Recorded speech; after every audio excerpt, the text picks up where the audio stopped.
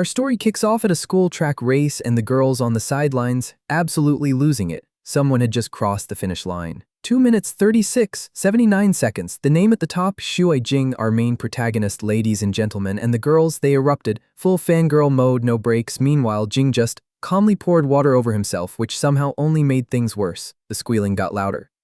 Bro didn't even try. One girl actually walked up and offered him a towel to wipe off his sweat. The look on her face when he accepted it, unreasonably happy, like she'd won the lottery. While drying off, Jing quietly pulled up his system panel. He'd gained plus 20 running experience and his running skill had hit level 3, sitting at 258 out of 800 experience points. A little higher than usual, but he'd take it. Then he noticed something else. His charm had gone up by plus 45. He actually frowned at that. Of all the skills to level up quickly, it had to be this useless one. That's when a ball came flying straight at him, out of nowhere. He caught it flat against his palm without even flinching. Someone had thrown it on purpose. He just had no idea why yet. One look at the guy's expression though, and Jing figured the reason was probably standing right behind him. Jing's friend jogged over, asking what was going on and whether Jing actually knew that guy. His friend was Li Ji, and the moment he recognized who it was, he stiffened up immediately. It was the school tyrant Pei Yuguang. Li Ji immediately started panicking, demanding to know why Jing had to go and butt heads with him of all people. He sighed and assumed it was over a girl again. He told Jing to just pick one already, save himself from drawing aggro from the entire school. But Jing had zero interest in that. Li Ji pointed out that even if Jing didn't care, every guy around him clearly did. He also warned that Yuguang wasn't someone to mess with, then asked what Jing planned to do about it. Jing's answer? Work out, that's it. Li Ji just about lost it. He yelled that working out was useless, that Jing needed to be practicing martial arts instead. Maybe that would have been useless advice for anyone else, but Jing was different. 1 month ago, he had somehow ended up in a world almost identical to Earth, with no explanation and no warning. And he didn't come alone. A translucent system panel came with him, one where effort actually meant something. His hard work was never wasted here. As long as he trained enough, he could unlock the corresponding skills. He'd already met the conditions once and unlocked aiming at level 1 to prove it. The gains from daily training were massive, but so was the cost. He opened his fridge, completely empty, not a crumb. He wasn't grinding this hard just to look good. There were real stakes on the line. The place he lived was called the 5th Metropolitan Circle, and like any circle, it had an inside and an outside. The farther out you were, the poorer and more desolate things got. Farther in, the more prosperous and noble everything became. He had half a year left before graduation. Either he fought his way into the inner ring or he stayed broke for the rest of his life. The choice was already made. Jing headed out to buy groceries and the total came out to 210 just for groceries. He went pale on the spot and started pulling things out of his cart one by one to stay within budget. 5 eggs, 30 credits. He muttered that it was absolutely insane. Then, walking through a dark alley on the way back, something suddenly jumped out at him. It was a stray cat. It landed right in front of him like a professional scammer blocking the road, dead center, no shame. But then he noticed the scars. The thing was covered in injuries like it had just walked out of a very bad fight and lost. Then the cat opened its mouth and complained out loud that it never expected the world of stray cats to be this brutal. Jing froze, mostly because the cat had just spoken. He stood there staring, genuinely trying to figure out what was wrong with this animal. That's when he noticed the rings on its tail. He reached out and touched them. The system reacted instantly, divine substance detected, divinity absorption initiated. The planet he was standing on was called Earth Star, also known as Joshua. 287 years ago, God died. On that day, every single human on Earth Star watched it happen with their own eyes, and they rejoiced. When the gods fell, humanity finally stood on its own 2 feet. And Jing, he was going to grind his way up from the very bottom, until he became a god himself. Back at Jing's place, he set out some cat food for the little creature. It refused to touch it, didn't even sniff it, just stared at the bowl with open disdain. Jing was genuinely annoyed. This stray cat covered in wounds wouldn't even eat the food he put out. But then he remembered something. This cat could talk. Which meant it probably wasn't just a cat. He headed to the kitchen and started cooking. As he worked, the system ticked up a plus 20 cooking experience. He chopped vegetables, moved efficiently, and cranked up the heat. A few minutes later, he set a green pepper and shredded pork rice bowl down in front of the cat. The moment it laid eyes on the food, it started drooling. It ate happily. Jing watched with a smug expression, completely satisfied with himself. And as it ate, things clicked into place. The reason it could speak human language was simple. It wasn't actually a cat. It was a human who had somehow been turned into one. As for why, he was pretty sure it had something to do with those rings on its tail. Then the system pinged him. Divinity absorption complete. A divine skill appeared, Twin Life. Currently inactive, required divinity to activate, sitting at 525 out of 50. He'd already met the conditions. The system asked if he wanted to activate it. He didn't even need to think about it. He hit yes, the screen lit up brightly, then confirmed it. Twin Life had been successfully activated. Jing frowned at the description, trying to figure out what it actually did. The passive effect of Twin Life was simple. It granted him 2 lives. After death, he could choose when to resurrect any point within a 7-day window. Cooldown 3 months. He stared at the panel in disbelief. Resurrection armor, an actual get out of death free card, and if the passive was already this broken, the active skill had to be absolutely unhinged.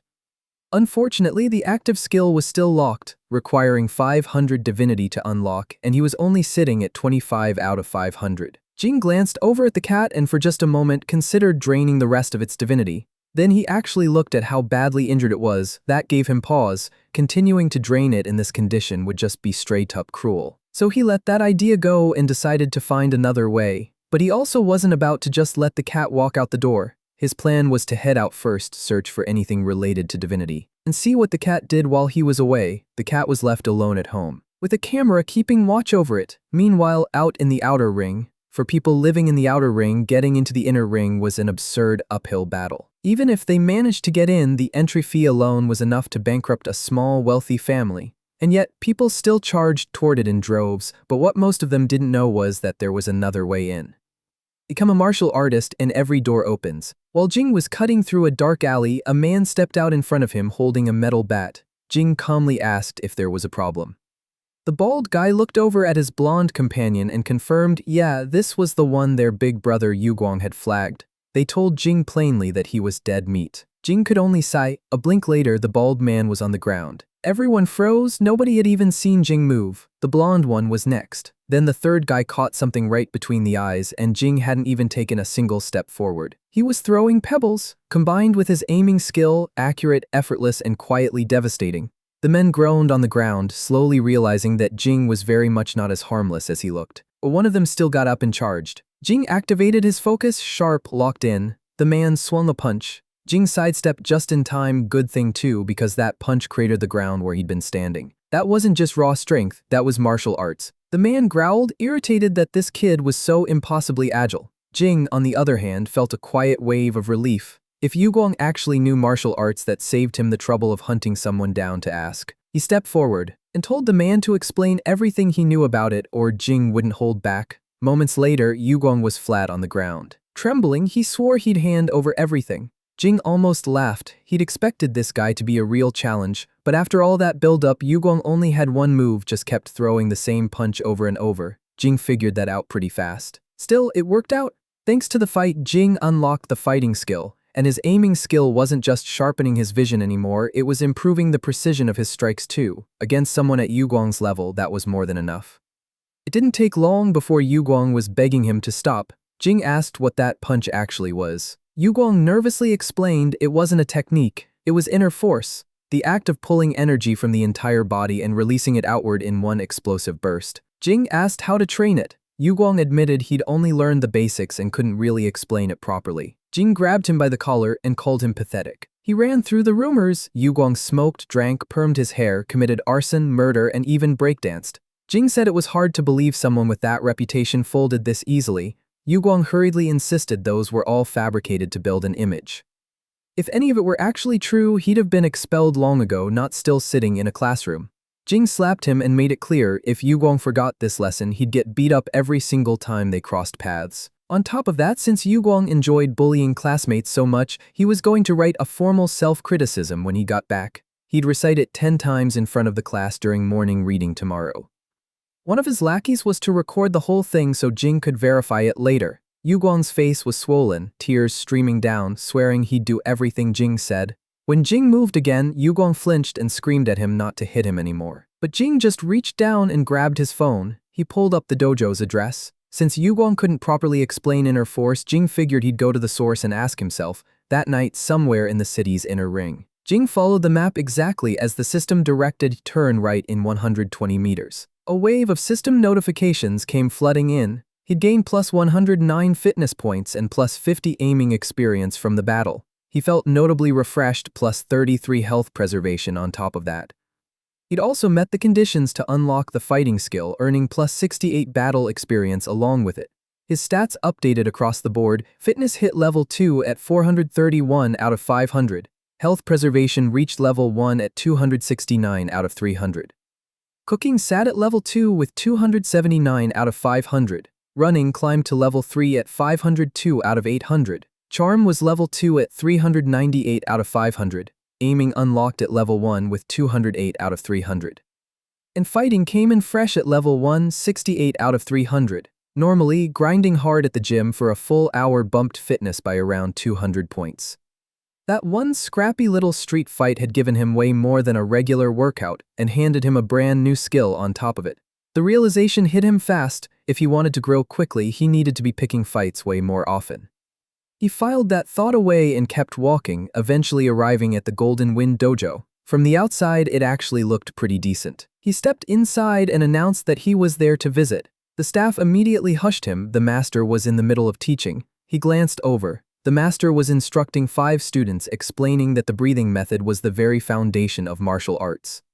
By controlling the breath, one could activate the force sleeping within the body. Only when qi fully circulated through the system could a person be considered truly initiated. Jing's eyes lit up. This was exactly the kind of introductory cultivation method he'd been looking for. He leaned over and quietly asked the staff if he could join. She blushed the moment he got close, clearly not immune to the charm stat. She told him he could but warned him not to push himself. That brief little exchange earned him plus 30 charm experience. He thanked her and settled onto an empty cushion. He listened closely as the master continued. The staff watched nervously from the side. This was Jing's first exposure to any of this, and she wasn't sure he'd be able to hang. The instruction was simple: inhale as deeply as possible, then hold it.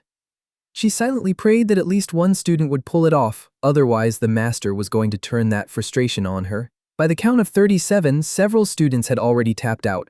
Others were red-faced, visibly fighting to hold on. She felt the disappointment sink in when even Kui Jingyuan, the one she'd had the most faith in, finally gave up. The master's expression darkened. He pushed himself up and started walking toward her. She braced herself, promising she just needed a few more days to find a proper disciple, but he walked straight past her. He stopped in front of Jing. There was still one student holding on. He told her to be quiet. Only then did the full weight of it register for Jing. The breathing method sounded deceptively simple. In reality, it was brutal. Massive amounts of oxygen had flooded his lungs, and without serious lung capacity, most people couldn't even qualify to attempt it. Inside his body, true qi expanded without stopping, swelling, pushing against its limits like it might burst. Then the count ended. Jing slowly exhaled. The system pinged. Inner force skill activated, now at 69 out of 200. When he opened his eyes, the master and the staff were already hovering over him. They asked how he felt, whether anything was off or uncomfortable. He answered honestly. If anything, he felt completely refreshed. She asked for his name, then whether he'd want to join the Golden Wind Dojo. Before anyone could say another word, the glass window exploded inward. Something burst through it, a massive flying insect, and in an instant it had devoured one of the students. The room went dead silent. Horror froze everyone in place. Nobody could even process what they were looking at. The master snapped into action first. He threw the door open and shouted for everyone to evacuate immediately, calling for the staff member Zhang to help keep order. Lead sprayed across the floor. Monster turned its attention to her next. Jing didn't hesitate. He launched himself forward to pull her out of the way. They hit the ground together, pinned beneath him. She weirdly felt calm, safe, even maybe a little more than just safe. She almost didn't want him to move. Jing's charm climbed by plus 20, because of course it did. In that moment, Yugong's words surfaced in his memory. Inner force, gather energy from every part of the body, then release it outward through a single explosive move. This was the moment to test it, so Jing did. The massive beetle-like creature came charging straight at him. He met it with a punch to the head. The impact sent a violent shockwave rippling outward. Jing held his breath, quietly hoping this thing wasn't built like a cockroach, capable of surviving hundreds of times its own body weight in force. If it was, brute force alone wasn't going to cut it. He needed to concentrate everything into a single point. He adjusted on the fly. The next strike punched clean through its outer shell. The system confirmed it. Inch force activated, now at 80 out of 200. The monster was blasted backward, letting out a furious hiss. Its blood splattered across the room. Only then did Jing see it clearly. The thing looked terrifying, but it was far weaker than its appearance suggested. Zhang stared at him in open shock. The master, on the other hand, looked worried. Jing had only just grasped chi force, and yet he'd already released an enormous amount of it at once. A body that wasn't ready for that kind of output couldn't just take it without consequences. The monster steadied itself. It let out another furious hiss, still wanted more, Jing could tell. He looked at it and calmly declared that the outcome wasn't going to change, no matter how many times it tried. Chi surged through his meridians and gathered into his arm. The pain followed immediately. His chest clenched, he coughed up blood, something was very wrong. The monster charged again. That's when it hit him, he'd pushed way past his limit. Alarm spiked through him as he watched it close the distance. Then, completely out of nowhere, someone else struck. One clean flash, and the monster's body was sliced in two. Jing stood there frozen. A woman stepped forward and introduced herself. White Raven Squad, Captain of Squad 838, codename Void Blade. Her team had taken control of the area. All unrelated personnel were to evacuate immediately. This was the first time Jing had ever heard of the White Raven Squad, but dropping that cockroach-like monster in a single strike. That only meant one thing: whoever ran this organization was on a completely different level. Void Blade glanced at Jing and ran a quick assessment. 17, maybe 18, bare hands, no formal training, and yet he'd managed to injure that thing badly enough to slow it down. On top of that, she found him very handsome. So she started looking for a reason to bring him in. She walked over and handed him a note. Sunday afternoon, 5 o'clock, the address written on it. She told him to show up and promised she'd tell him what he wanted to know. Jing took the paper, written on it, King Cheng Library, 7th floor. Outside the dojo, Zhang hurried over and asked if he was all right. She fussed over him immediately, insisting on taking him to her house, then caught herself and corrected it to the hospital for a checkup. He reassured her that he was fine. He thanked her for letting him visit the dojo and said his goodbyes.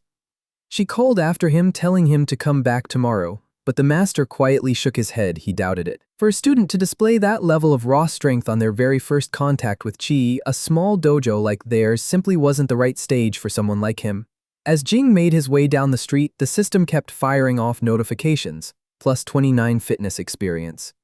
Plus 89 health preservation experience. Plus 50 charm. Plus 98 fighting experience as well, bringing fighting up to 166 out of 300. And with that, he met the conditions to activate Inch Force. Inch Force was straightforward in concept: gather chi into a single point, then accelerate it to maximum velocity within the shortest possible distance. Used correctly, even the toughest defense could be shattered. Jing wanted to feel it again. He tried activating it right there on the street. Instant nausea. He remembered the master's warning, don't abuse chi like that. Jing decided he wasn't about to court death over curiosity. He'd rest properly and revisit it tomorrow.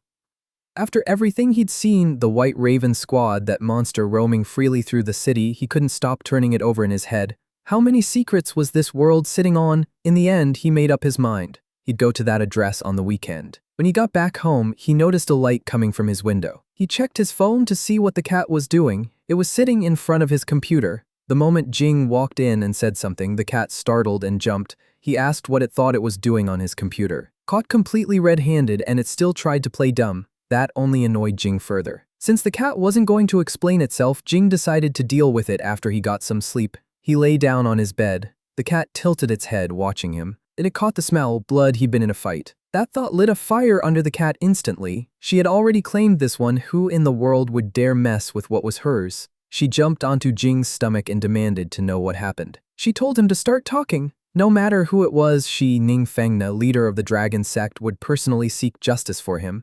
Jing calmly confirmed one thing first, so it really could talk. He admitted that he'd always known she was human. But he was exhausted. They'd talk after he slept. And just like that, he was out cold. Fengna yelled after him, furious, demanding he at least explain before passing out. The next day, Jing woke up fully recovered, stamina restored. They talked over a meal. Fengna found out he hadn't been beaten up at all. He'd taken down a monster. Jing confirmed it with a nod. She frowned. She'd never heard of monsters wandering freely into the city before. Jing reached out and patted her on the head. He told her thanks for worrying about him. She went red the instant he called her by name. Puffing herself up, she told him he absolutely was not allowed to address her that casually. The proper title was sect leader, Lord Nair, to be exact. Jing went along with it, unbothered. Now that she could actually hold a conversation, he brought up the real question. He wanted an explanation for what she'd been doing on his computer. Her eyes went wide, cold sweat, she froze completely. The thing wrapped around Fengna's tail was called a cat-tail ring, a type of god relic.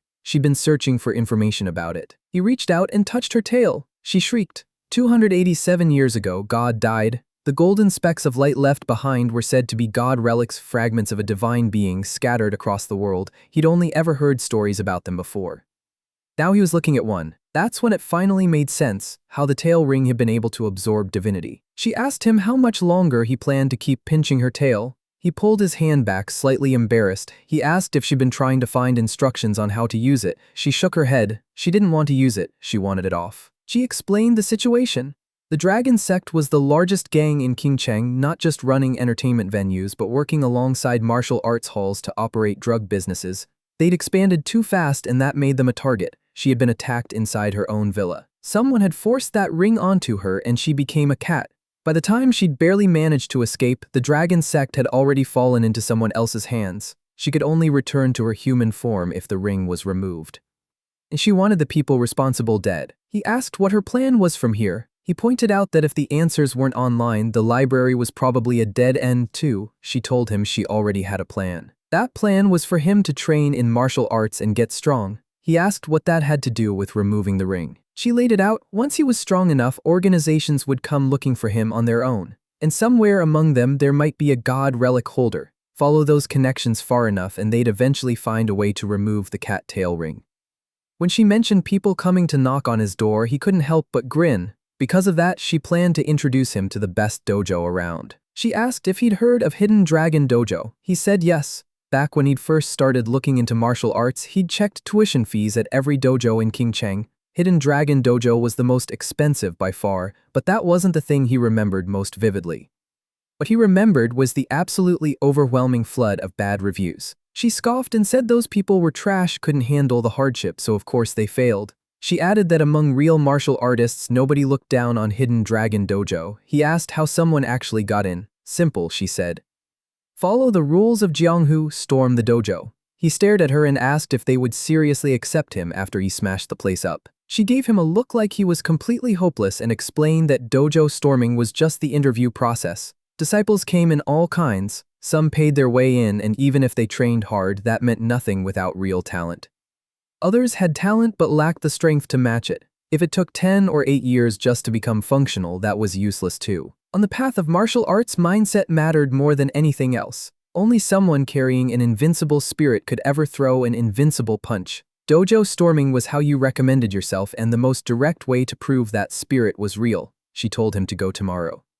He had a few things to take care of first. The next day, a disciple was waiting at the entrance of Hidden Dragon Dojo to welcome Jing. They went for a handshake, but the guy suddenly tightened his grip. Jing felt the pressure and figured it was some kind of test. If it was a test, he was going to take it seriously. He squeezed back with everything he had. The man yelped and started whining that his hand was about to snap in half. The other students nearby burst out laughing. They told Jing not to take it personally. Apparently this guy was a martial arts fanatic who tried to challenge everyone he met and lost almost every time. The man's face went red as his own classmates happily roasted him.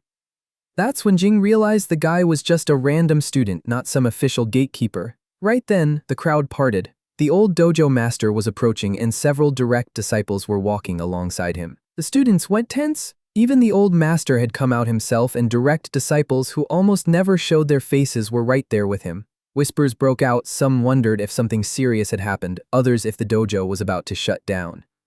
The old dojo master was Meng Basheng. He sat in a wheelchair with a black cat resting beside him. Pushing the wheelchair was a petite woman named Zhu Shanying. To his left stood a green-haired man, Chen Fuguang. To his right, a tall man named Li Qi. Behind them, a woman named Meng Qingzhou. Jing froze. Feng Na was there. The dojo master raised one hand and the chatter died instantly. He looked directly at Jing and asked if he'd come for a dojo storming. Feng Na shot Jing a quick wink. Jing glanced at her and quietly noted that she wasn't bad. The old master chuckled. It had been a long time since anyone had the nerve to storm his dojo. He asked Jing whether he thought he was actually qualified. Jing answered honestly. Put that way, he couldn't really say. From what he could see, the combat levels here didn't exactly seem terrifying. Basheng decided to ask him a few questions. First his name, Jing answered, then his age, 17. More questions followed after that. The longer it went on, the more unsettled Jing felt. The questions were getting strange, less like a combat interview, more like a background check before a marriage proposal. The dojo master laughed and told him not to be nervous. It was only natural to ask these things when you were meeting a potential future son-in-law. Jing leaned over to Feng Na and whispered, asking what exactly was happening. She whispered back that she genuinely had no idea either. Zhu Shanying stepped in and addressed the dojo master as grandfather. She said that qualified or not, a fight still had to happen first. She turned to Jing and told him she'd go easy on him. Jing nodded. He was ready. The disciples exchanged glances, stunned. Their little senior sister was actually stepping in personally. In their eyes, the new kid was done for. Feng Na puffed out her cheeks and complained that they were still throwing down even after it had basically turned into a marriage interview. Shanying told him to be careful. Feng Na felt a spike of genuine worry for him. Target marker appeared in his vision. Shanying drove a punch forward, but Jing slipped it cleanly. He immediately caught her wrist and flipped her straight onto the ground. The impact left her seeing stars. Fu Guang narrowed his eyes and observed that Jing's dynamic vision and grappling placement were impressively precise, the kind of movement that reminded him of his own style when he was much younger. Boshing laughed out loud, genuinely delighted. He praised Feng Na for bringing him such a fine talent. Feng Na replied proudly that it was only natural, though internally she'd been nervous for Jing just moments ago. Jing turned to the dojo master and asked if his storming counted as a success. At the same moment, the system flagged the battle weak, defeating the strong. He gained plus 21 fighting experience, plus 121 fitness experience, plus 89 health preservation experience, plus 56 sports experience, plus 139 total sports experience, and plus 50 charm. The dojo master declared his verdict. Jing had defeated Shanying with 0 formal martial arts training. That, without question, qualified him as a direct disciple. He added that it was probably time to sort out how Jing addressed everyone. Jing smiled. He greeted his master, then his senior brothers and sisters. Fu Guang welcomed him as their 7th junior. Shanying looked embarrassed. She introduced herself properly, admitted she'd underestimated him, and warned him not to get arrogant just because he'd won once. That's when Jing learned she had been the youngest direct disciple before he showed up. He thanked her for the match and she responded with a scoff. A staff member walked over and addressed him as young Master Shuoi, offering to walk him through the procedures. Jing blinked and asked why he was being called that. Boshing explained that a direct disciple couldn't afford to be looked down upon. From that day forward, Jing was nominally an inner ring resident, so calling him young master was simply the appropriate title. Jing asked if they could change it. The title made him uncomfortable. A staff member suggested Master Jing instead. He sighed and agreed. In the lounge, Jing sat on the sofa while Feng Na made herself comfortable right on his lap. He told her the dojo storming hadn't been nearly as intimidating as she'd made it out to be. After all, Shanying went down in a single move. Feng Na shook her head and told him he had it wrong. Shanying was actually much stronger than him. Martial arts wasn't just about comparing raw numbers. Mood, condition, instinct, decision-making, and even pure luck could all decide the outcome of a fight. Jing thought it over and landed on the truth. Shanying had underestimated her opponent. Feng Na agreed. If that girl had been even slightly cautious and waited for Jing to move first, the result would have been very different. But a win was a win, nothing left to argue. Jing admitted luck had played a big role and that he still needed a lot more work. He then asked where she'd been the night before, whether she'd stayed at the dojo overnight. Feng Na replied that she'd had to go say hello to Grandpa Li in order to get him a spot. Jing asked why she called him that. She said it casually. Grandpa Li had almost stolen her grandfather's wife back in the day. Jing went quiet for a second, so he was basically a historical male mistress. A staff member soon came over and handed Jing an identity authentication card explaining that starting tomorrow he could enter by swiping it at the access gate. He thanked her. The system quietly ticked up plus 20 charm. The next day, word had already spread through the dojo. Some kid had trained through the entire night. They were obviously talking about Jing. Everyone was stunned by what he'd pulled off. The system reflected it. Plus 234 XP, plus 133 health preservation, plus 79 sports XP, plus 89 inner force XP. Inner force upgraded to level 2. A wave of favorability rolled in as well, charm up by plus 35. Bosheng trained him without a shred of mercy. Jing was forced into a deep squat while the old master stood over him, telling him to hold on just a little longer.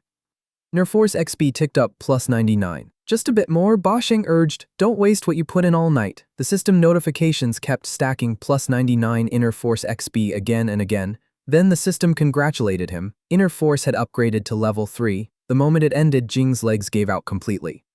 He dropped straight to the floor hard right on his backside, every bit of energy drained out of him at once. Bosheng looked at him with genuine amazement and said that in all his years of taking on disciples, Jing was the strongest he'd ever seen. Before long, he'd be ready to cultivate the hidden dragon sex core cultivation method. Jing lay flat on the floor, chest heaving. The moment those words landed, he forced himself upright and asked what level he needed to reach before he could start learning it. Basheng stared at him and realized this kid was the real deal, a genuine martial arts fanatic. Basheng told him to hold out his hand. Jing assumed they were about to spar again. Instead, Basheng released a powerful aura. His eyes turned red. Jing felt a massive wave of true chi pour directly into his body. He had no idea what it was doing and no way to stop it either. Basheng asked what kind of physical training Jing usually did. Jing said he mostly just ran, nothing much beyond that. Jing nervously asked if something was wrong with his body. Basheng shook his head. Nothing was wrong at all. In fact, Jing's body was something else entirely.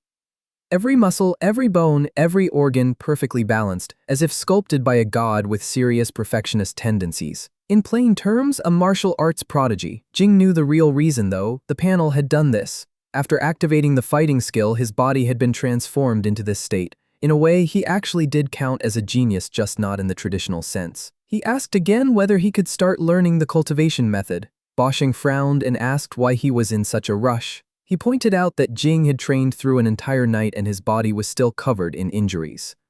Trying to cultivate in this condition would be no different from inviting death. Jing asked what he should do instead. Basheng told him to head to the lounge first. He'd have someone send over the sleeping dragon ointment shortly. That night, someone knocked on Jing's door. It was Shanying. She had come to treat his injuries. Jing froze. He couldn't help but wonder why it was her specifically and whether she was here for some kind of payback. Shanying told him to take his shirt off. He did as told. When she saw his upper body, her eyes shifted slightly. He was more built than she expected, and the involuntary reaction made him feel just a little flattered. She told him to lie down. The system logged it plus 45 charm. She told him to behave, lie still, and not move a muscle. She started applying the medicine. Jing immediately told her to hold on.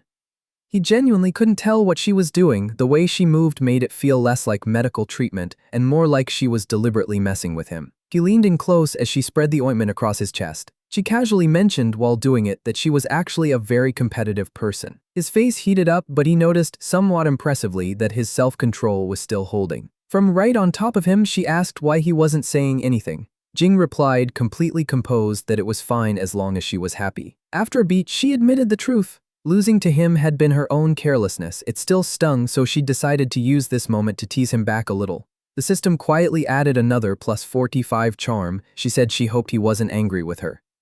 Jing's charm kept rising, but his expression had gone completely stiff. He clarified that he wasn't angry, he was just in a fair amount of pain, no big deal. She said the upper body was done and suggested he take his pants off next. When she reached for them, Jing grabbed her hand immediately and told her he'd handle it himself. She burst out laughing. She'd only been messing with him. Watching him panic like that was genuinely funny to her. She handed over the ointment and said she'd leave the rest to him. Then she turned around and walked out. He ran through a session of the hibernating dragon technique stance training and earned plus 98 fitness experience. Several more system windows stacked up one after another. Jing walked down the street afterward, whole body aching. He muttered to himself that it was borderline terrifying. That woman had nearly dismantled him. The system flagged a level up. Fighting rose to level 3, inner force climbed to level 4. Jing lit up when he saw it. With nothing else on the schedule, he decided to head to the library for the appointment. As he walked, he muttered that the name White Raven Squad sounded incredibly cool on paper. In reality, it was just King Cheng's special police organization. Still, he couldn't figure out why they'd chosen a library as the meeting spot. At the King Cheng library, Jing arrived on the 7th floor, and to his surprise, it was completely empty. For a moment, he genuinely wondered if he'd been played. Then someone greeted him. He turned around. A tall woman with long blonde hair stepped into view. She introduced herself as Wu Yuking, the Yu from Childish Yuji, the Qing from Sunny Day Kingshan.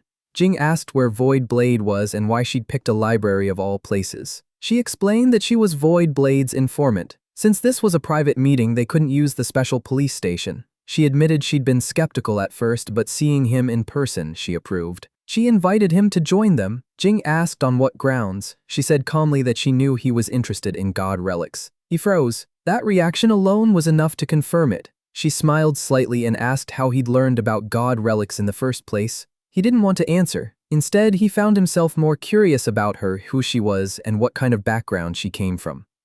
She said it was fine if he didn't want to talk. The fault was hers for not explaining things properly from the start. She poured him a cup of tea. He took a sip, plain water. She poured the remaining water back into the pot. Then she filled his cup again. She told him to taste it one more time. Jing was confused. It still looked like ordinary water and he couldn't figure out what she was trying to show him. He drank it and stopped. The water was sweet. She explained calmly, 287 years ago, God died, or more precisely, a deity died. When that deity perished, countless points of light scattered across the world. They called those fragments God's blood. God's blood fell into objects, living beings, and even things born purely from human imagination. Anything infused with God's blood became what they now called a relic. The item sitting between them was one of them, serial number God 1567, the Sweetwater kettle. Jing leaned in for a closer look. Part of him suspected she might have just added sugar beforehand. She handed the kettle over to him. The system pinged immediately. Divine substance detected. Divinity began rising, +5, +5, +5. His total divinity climbed to 502 out of 500. He confirmed it right then and there. He could absorb divinity just by making physical contact with God relics, and his active skill was now fully unlocked. Jing stared at the kettle and started thinking out loud. What did it actually do? Did it just make water sweet without sugar? Could it generate water from nothing? As he talked, his divinity kept rising because he was still holding it. She was close enough on both guesses. She giggled quietly, thinking that he clearly hadn't seen much of the world yet, and somehow that made him even more endearing. Jing noticed that the water level didn't seem to drop at all. He wondered aloud if the kettle was infinite. She was genuinely impressed that he'd actually thought to check that. Divinity kept ticking up, +5, +5. He stopped counting the moment he realized the active skill threshold had been crossed. As an outstanding student of King Cheng affiliated high school, she expected him to understand what that meant. He turned it over in his head, then looked at the Sweetwater kettle again. A perpetual motion machine, something capable of overturning the fundamental laws of the universe. He even started wondering whether the seemingly endless electricity powering the inner ring was connected to relics just like this one. She told him not to spiral too deep. The very nature of a god relic was unreasonable by definition, something no man-made object could ever replicate or replace. He asked why she'd gone out of her way to tell him all of this. Because 3 days ago he had taken on a monster with nothing but an ordinary person's body, and even while facing something that terrifying and completely unknown, he hadn't shown a single trace of fear. She handed him her card. It read, Wu's God Relic Containment and Research Company Limited CEO herself. The company was also the designated equipment supplier for the White Raven squad. On a fundamental level, he had already surpassed most people. That was why she wanted him to join Wu's God Relic Containment Company. And since he'd have direct access to God relics, which meant a steady stream of divinity, Jing was genuinely thrilled about the idea. He promised to follow every order without question. To him, a God relic containment company wasn't just a job. It was the most god-tier workplace he could possibly land, and he absolutely had to be part of it. Honestly, I love it when our protagonists are this sharp about their own interests. A god relic containment company meant being surrounded by relics every single day. Just thinking about the divinity gains made him excited. Rich and powerful? Yeah, that was a pretty solid combination. Right now, the only source of divinity was god relics. And the passive skill twin life was already this broken on its own. If the active skill turned out to be even more unreasonable, then nobody in this world was going to be able to touch him. That thought made him laugh out loud right there on the spot. Yuking could tell he had fully drifted off into his own little victory fantasy. She reached into her bag and pulled out a document. She handed him the contract and told him to look it over. If everything was fine, he could sign. He read through it. Standard labor contract for the most part except for one extra section, a confidentiality agreement. There was also a clause stating that the job involved dangerous special field work related to god relics, meaning real, serious risk. If he became disabled or died in the line of duty, the company would pay his family $5 million to cover medical fees, funeral costs, and related expenses. One condition though, if the incident resulted from intentional actions or gross negligence on his part, the compensation was void. That clause alone told him everything. This was not a safe job. She explained that god relics were divided into 4 grades: D, the harmless level, C, the danger level, B, the high danger level, and A, the highest danger level of all. Only once he'd shown enough growth would he be assigned to truly dangerous work. He wanted to push further and ask about A-grade relics, but she stopped him. He didn't need to think about that yet. A relic at that level wasn't something one person or even one company could contain. When that happened, official government agencies would step in. He asked her why she'd chosen him. Even if he had interacted with a god relic before, that alone didn't qualify him for anything. As far as he knew, she had no idea about his panel or that he practiced martial arts. He couldn't believe she'd invited him just on the basis of Void Blade's one-sided recommendation. Something felt off. She pointed out that he had one thing wrong. It wasn't that he had contacted a god relic, it was that the god relic had contacted him. He asked what she meant. God relics appeared to possess a certain degree of will. They would actively seek out the people they were drawn to. And among humans, there existed a rare type who could attract god relics entirely on their own. She was one of them, and she had recognized that Jing happened to share the same constitution as her. To show her sincerity, she offered him the salary outlined in the contract. The contract stated a monthly salary of 200,000. After successfully containing a god relic, he'd receive a 25% project share plus 1% stackable equity. Jing realized exactly how valuable he actually was in this equation. Now it made complete sense why they were moving so fast to recruit him. He said the salary wasn't really the point, he was mainly just there for the god relics. Then he signed. He handed the document back and told her to take good care of him going forward. She smiled and said she was happy to work together. He told her that if there was nothing else, he'd head out. She said her goodbyes. Between Hidden Dragon Dojo and now Relic containment work, his schedule was about to be absolutely packed. He was already worried he wouldn't be seeing the inside of a classroom anytime soon. He sent a message to Li Ji asking him to let the teacher know he was bedridden and taking leave. Li Ji replied that he could handle it and added that with a monthly salary of 200,000, Jing wouldn't earn that much even 10 years after graduating. His priority was clear: get stronger. Only by getting stronger did he have any chance of going back. He decided to check his active skill first. While walking through the outer ring, he pulled up his system panel. Twin Life Level 1 showed 502 out of 100 divinity requirement met. The passive granted 2 lives. After death, he could freely choose his resurrection time within a 7-day window with a 3-month cooldown. The active skill was no longer locked. The unlock condition of 502 out of 500 had already been cleared. The system asked whether he wanted to activate Twin Life. He chose yes. Now for every level, he could designate one ability tied to his physical body. When activated, that ability would produce a doubled effect. The available options were memory, physical defense, physical strength, reaction speed, movement speed, calculation ability, and concentration. In short, pick physical strength and he'd hit twice as hard while Twin Life was running. He already had resurrection armor baked into the passive, so doubling defense felt redundant. His body was already durable and his core fighting style leaned on aiming more than raw force. Then a saying surfaced in his mind: in the world of martial arts, speed decides everything. He chose speed. But he needed a real comparison first, otherwise he'd have no idea how much the skill actually changed things. From where he stood to the street lamp up ahead, roughly 100 meters, he'd run it once without the skill and clock himself. He took off. The result, 10-24 seconds, not great, not terrible, pretty average. He activated the skill, then turned around to run back and see if there was any actual difference. Back to the starting point, he ran again. This time, he moved so fast that only a streak of light remained where he'd been. His time, 5:12 seconds, exactly twice as fast. That settled it. Twin Life wasn't just a gimmick, it had real, serious substance. For a regular person, improving a 100-meter sprint from 20 seconds down to 12 was achievable with consistent training. But past that threshold, every single tenth of a second of improvement required 100, sometimes 1,000 times more effort to squeeze out. Without exceptional talent and massive resources behind you, it was nearly impossible. And now, hypothetically, in a high-intensity close-range fight, where one mistake meant death, activating this skill would produce a burst of acceleration that completely broke the logic and intuition of anyone fighting him. That would be a guaranteed kill. He was very satisfied with Twin Life.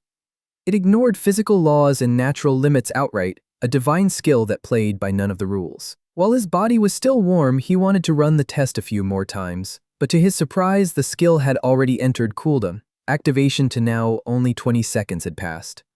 He realized he was going to have to be very deliberate about when he used this ability. He also had no way of knowing how long recovery would actually take. With that, he turned and headed home. His whole body ached after the day's training. The plan was simple: get home, take a bath, sleep for as long as his body needed. Tomorrow it was back to the dojo. Then his vision went dark. The next day, he woke up lying on the floor outside near the staircase. His phone was ringing. That's what pulled him back to consciousness. He'd been out for 6 hours. He had absolutely no idea how he ended up sleeping in the hallway. First thing he did was check Twin Life's recovery. His eyes lit up. It was almost fully refreshed. From that, he worked it out quickly. Every 1 second of Twin Life usage required 1,000 seconds of cooldown recovery. Run it to the absolute limit and it would take around 6 hours to come back. That tracked perfectly. Then a message popped up from Shanying asking why he still hadn't shown up to train. Only then did it hit him. He was late. He bolted immediately. He arrived at Hidden Dragon Dojo slightly out of breath. He burst through the door. Shanying was in the middle of helping a student stretch into a split when she spotted him. She immediately rushed over and said he'd arrived at the perfect time. She grabbed his hand and pulled him to the center of the room, announcing that they would spar to demonstrate the proper use of Jin force. The students started murmuring among themselves, already placing bets. One guy was fully convinced it would be Shanying. In his mind, she had only lost before because she got careless. Jing had just started learning martial arts. There was no way he could pull it off twice. A few even hoped she wouldn't go too hard and end up breaking him. Jing could read the room. She might have called it a demonstration, but she was clearly there to reclaim what she felt she'd lost, and this time she wasn't going to underestimate him. That didn't bother him at all. For him, this was the perfect chance to test exactly where he stood. He asked for her guidance with a brief nod, then activated Twin Life Level 1. He drove a palm strike toward him. He was already gone. Next instant, he had her by the arm and slammed her into the ground. The impact left her dizzy. She couldn't wrap her head around it. She had used full strength, full focus, and she'd still lost. He declared calmly that she'd handed him the win. The system logged it plus 97 fighting experience, plus 81 fitness experience, and plus 49 health preservation experience on top of that. Aiming experience ticked up by plus 26. Sports experience climbed plus 69 and sports upgraded to level 2, sitting at 9 out of 500. That's when he noticed something. This no longer registered as a weak defeating the strong scenario. After activating Twin Life Speed, the system no longer considered him the weaker party against Shanying. She had rich combat experience and had been completely on guard and still couldn't react fast enough. That told him exactly how terrifying his speed had become. From this point forward, his training would focus on fully mastering that gap. A moment later, Fuguang waved him over and asked if he wanted to practice the hibernating dragon technique together. He accepted his 5th senior brother's invitation. Later, Fuguang was in complete disbelief. He'd assumed the rumor about Jing practicing the hibernating dragon technique through an entire night was just exaggeration. But seeing it firsthand, it was undeniable Jing had nearly cultivated dragon chi to completion. When Fuguang had first learned the technique, he could barely hold for half an hour. The comparison was honestly kind of humbling. Still, he had something important to share. In the martial arts world, there existed a legendary ultimate physical state called the treasure body. It meant refining one's physical form into something that functioned as a true treasure. In that state, the body would achieve 5 kinds of perfection: muscles holding dragons and elephants, iron tree coiling tendons, skin blooming like glazed glass, indestructible jade bones, and blood dripping like molten gold. Muscles holding dragons and elephants, muscles so powerful they seem to contain water dragons coiling within them. Iron tree coiling tendons, tendons as tough and deeply rooted as an iron tree. Skin blooming like glazed glass, flawless, completely sealed like polished glass that nothing could penetrate. Indestructible jade bones, bones refined into immortal jade that simply could not be broken. And blood dripping like molten gold, a state where, when chi was activated, the blood itself boiled like volcanic magma. Fuguang admitted it was only a myth. Nobody had ever truly achieved it. Deep down, Jing felt differently. Just because no one else had done it didn't mean it was impossible. That thought sparked something real inside him. He wanted to become a martial arts myth himself. Suddenly, someone burst in through the window. Fuguang nearly jumped out of his skin at what his eldest senior brother had just done. Glass shards rained across the floor. Fuguang quickly introduced Jing to the man, their dojo's strongest, the eldest senior brother, Basheng. He also came with quite a few quirks. The system gave Jing a quick readout. Didn't like talking, was a complete muscle fanatic, avoided trouble whenever possible, believed entirely in the supremacy of force, was obsessively protective of his wife, and refused to use the front door. Fuguang confirmed it. Basheng's preferred method of entry was through the nearest window. Jing looked at the shattered glass and blinked. He couldn't believe that Basheng had jumped from ground level all the way to the highest floor. He genuinely couldn't estimate how much raw strength that would take. Fuguang asked their eldest senior brother if he'd come looking for him. He simply waved his hand and Fuguang understood immediately, no words needed. Fuguang told Jing he had some matters to attend to and would be heading out first. But before he left, he made sure to pass on one crucial piece of advice. The true essence of the hibernating dragon technique was force delivery and shaping. And with that, he jumped straight out the window. Only then did something click for Jing. This whole time, he'd been laser-focused on increasing the raw quantity of his chi, never once thinking about shaping it. A new idea started forming. He began experimenting, trying to combine chi shaping with his aiming ability. 3 hours later, he drew in a long, deep breath. He kept meditating, pushing further until the veins along his arms bulged from the strain. Then he flicked his finger. The force detonated outward, sending a visible shockwave rippling through the air. Way more impressive than launching roadside pebbles, not even close. Someone started clapping slowly from behind him, the dojo master. He hadn't expected this. On top of Jing's already outstanding physical talent, the kid apparently had remarkable aptitude in combat application too. He held out a pill and told Jing to eat it. Jing didn't just accept it. He popped it straight into his mouth without a second of hesitation. The dojo master then told him to look directly at him. Jing felt something shift, something strange. It was like he was drifting into a void. He couldn't tell where he was anymore or what the master had actually done to him.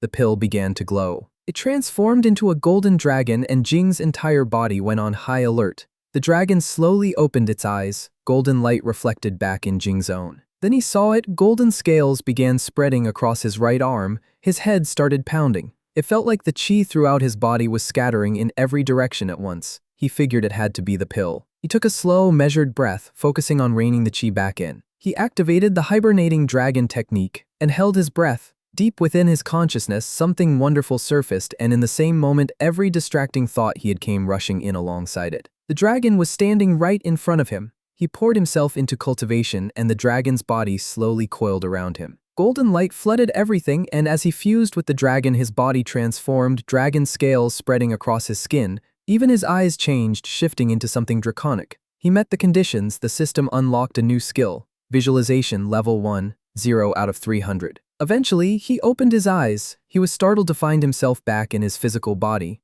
The master explained that if he hadn't returned when he did, his chi would have burned out completely. The master said it was remarkable Jing had managed to cultivate dragon chi on his very first attempt. He was genuinely impressed. Jing asked what dragon chi actually was. The master explained that dragon chi was, at its core, a form of emotion.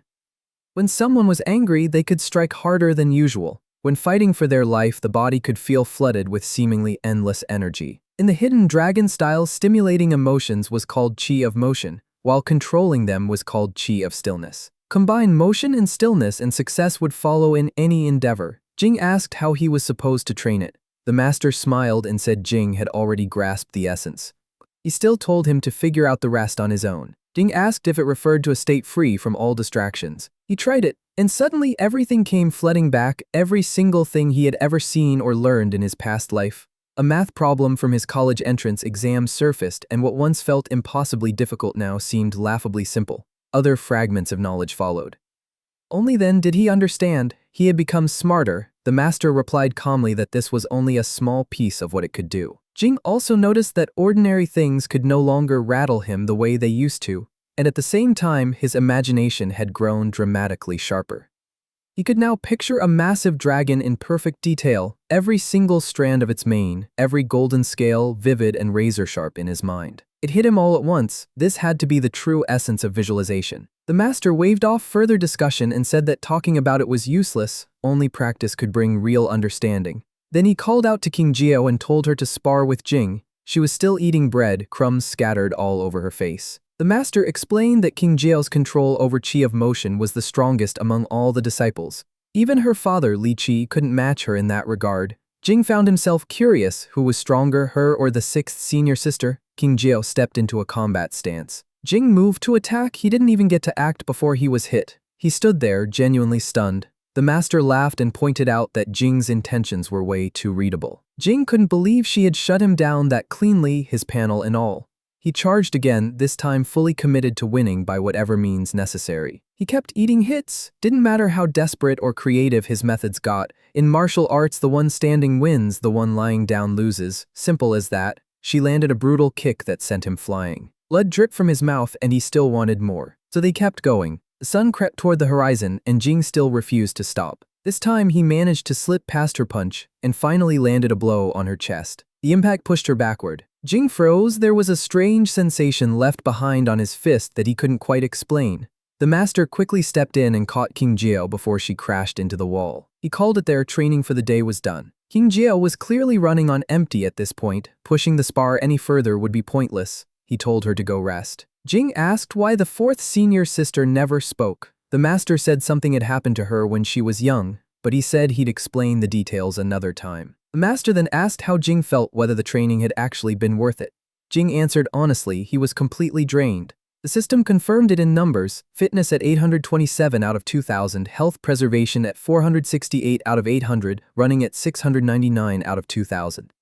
He added that he had never been this exhausted in his entire life, but at the same time he had never felt this good either. Arm sat at 66 out of 1200, aiming at 567 out of 800, fighting at 520 out of 800, sports at 217 out of 1200, and visualization at 251 out of 300. He now had a very clear picture of just how terrifying the fourth senior sister really was.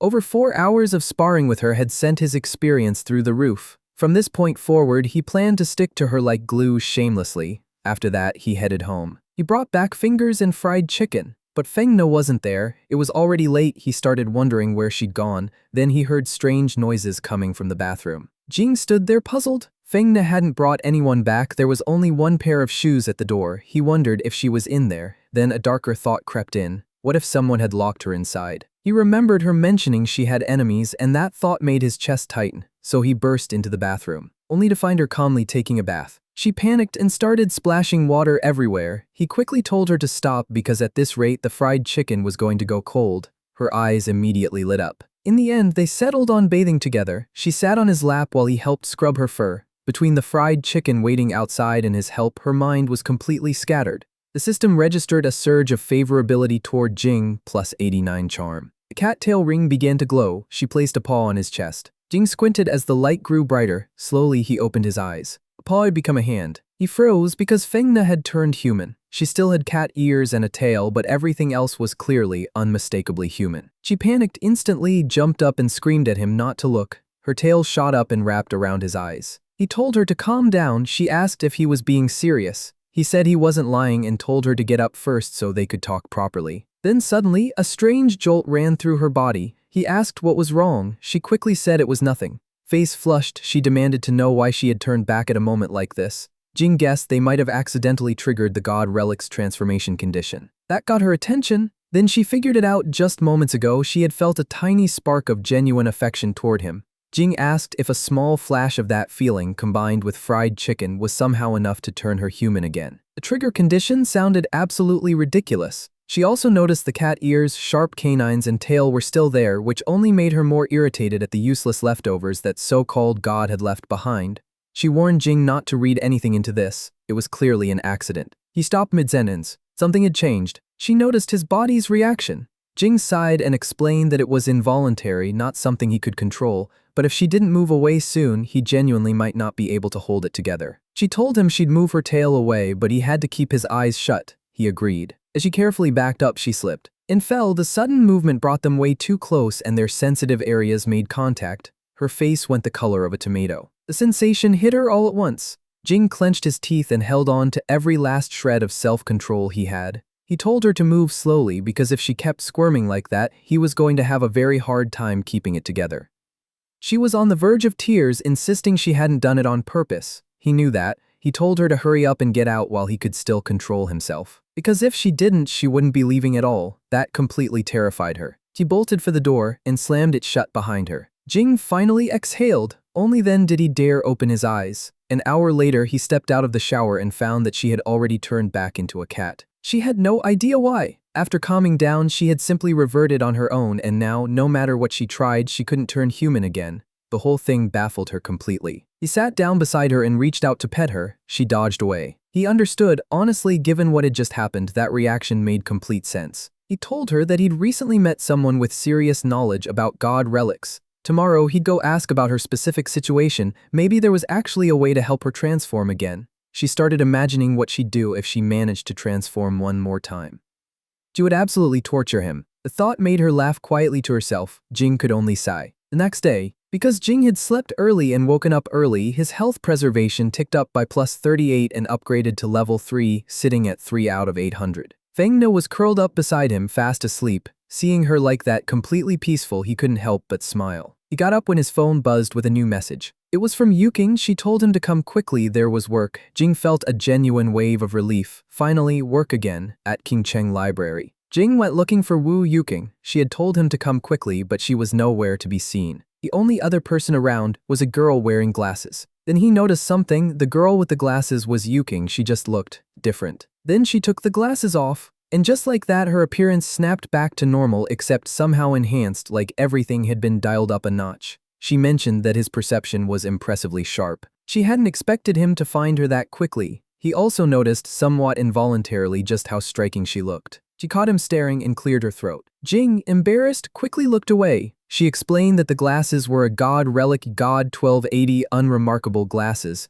They suppressed a person's presence, making them almost impossible to notice. He asked if that was all they did. The moment he touched them, the system detected a divine substance and he began absorbing divinity. Not quite, there was more to it. Once the glasses were removed, the presence that had been suppressed erupted all at once. And the longer someone wore them, the more dazzling the effect when they finally took them off. He felt genuinely relieved. He hadn't suddenly developed old man instincts.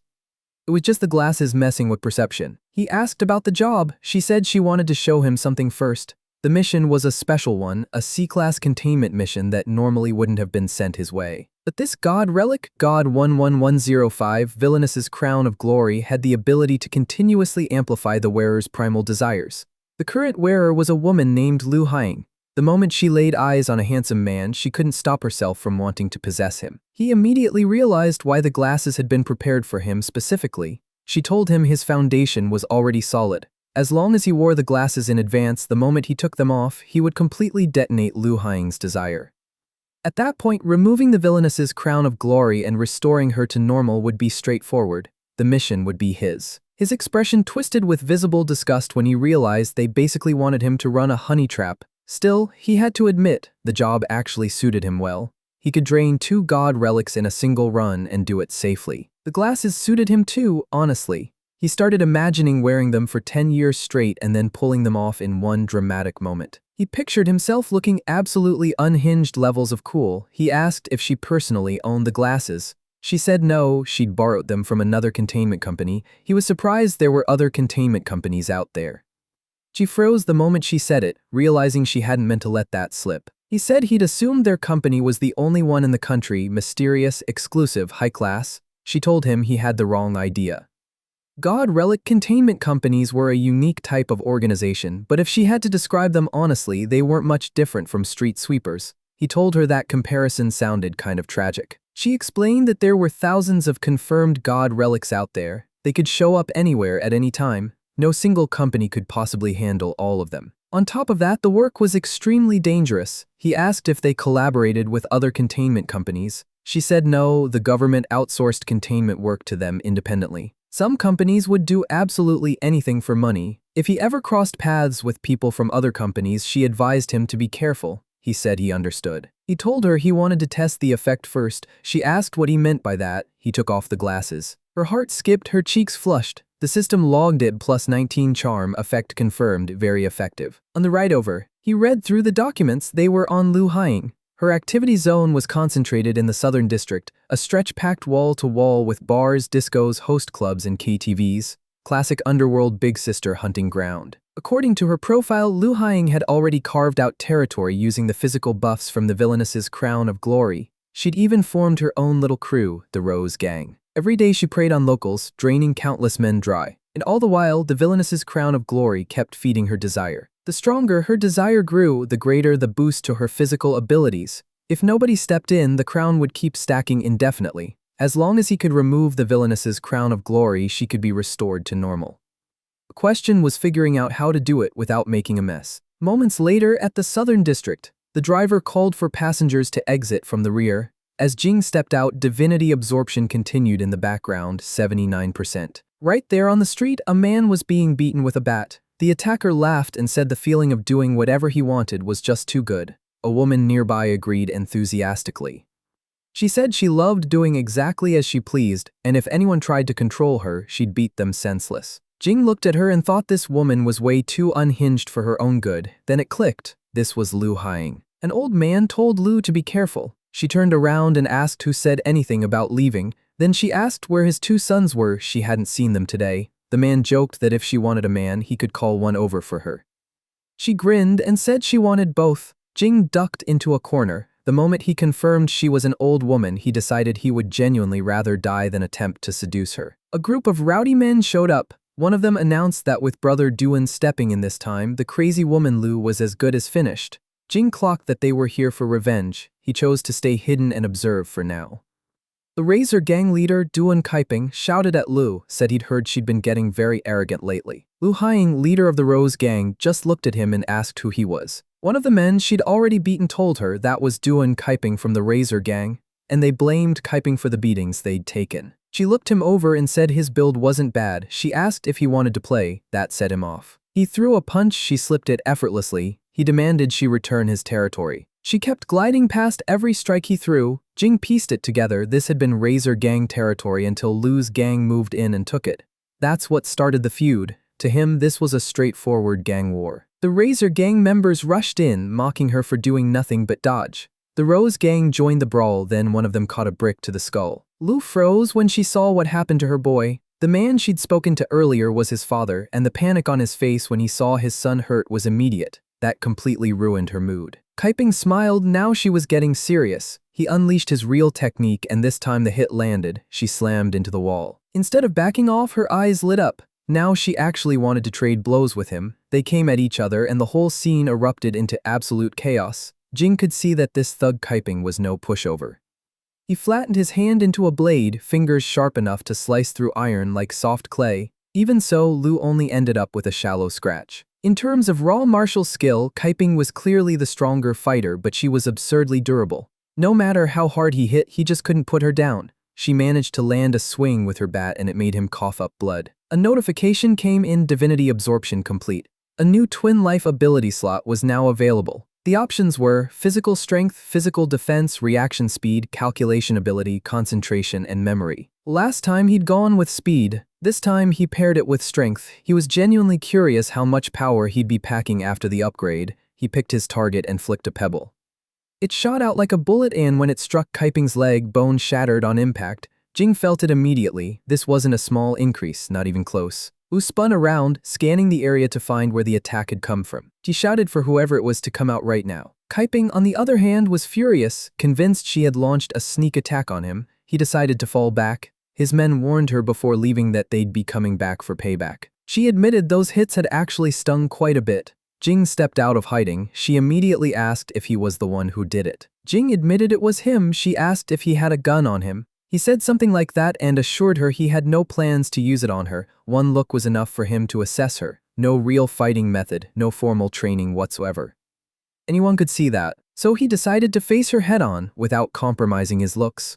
If things went sideways, he'd pull the glasses off mid-fight and use the effect to rein her in instead. She laughed and told him the only place he stood a chance against her was in bed. Jing closed his eyes and centered himself. The aura he released made her flinch. For the first time, she genuinely felt like he might actually be dangerous. She asked who he was. He answered calmly his name was Jing. He activated Twin Life. He moved like a blur. He drove a kick straight into Lu's torso and slammed her into the ground. The impact cracked the surface beneath her. She barely had time to process it before she saw his fist already closing in. It connected dead center with her face. He followed up with a relentless barrage of punches. Every single one landed square on her face. Final blow sent her crashing deep into the wall behind her. The impact was so heavy that even Jing felt his fist vibrate from it.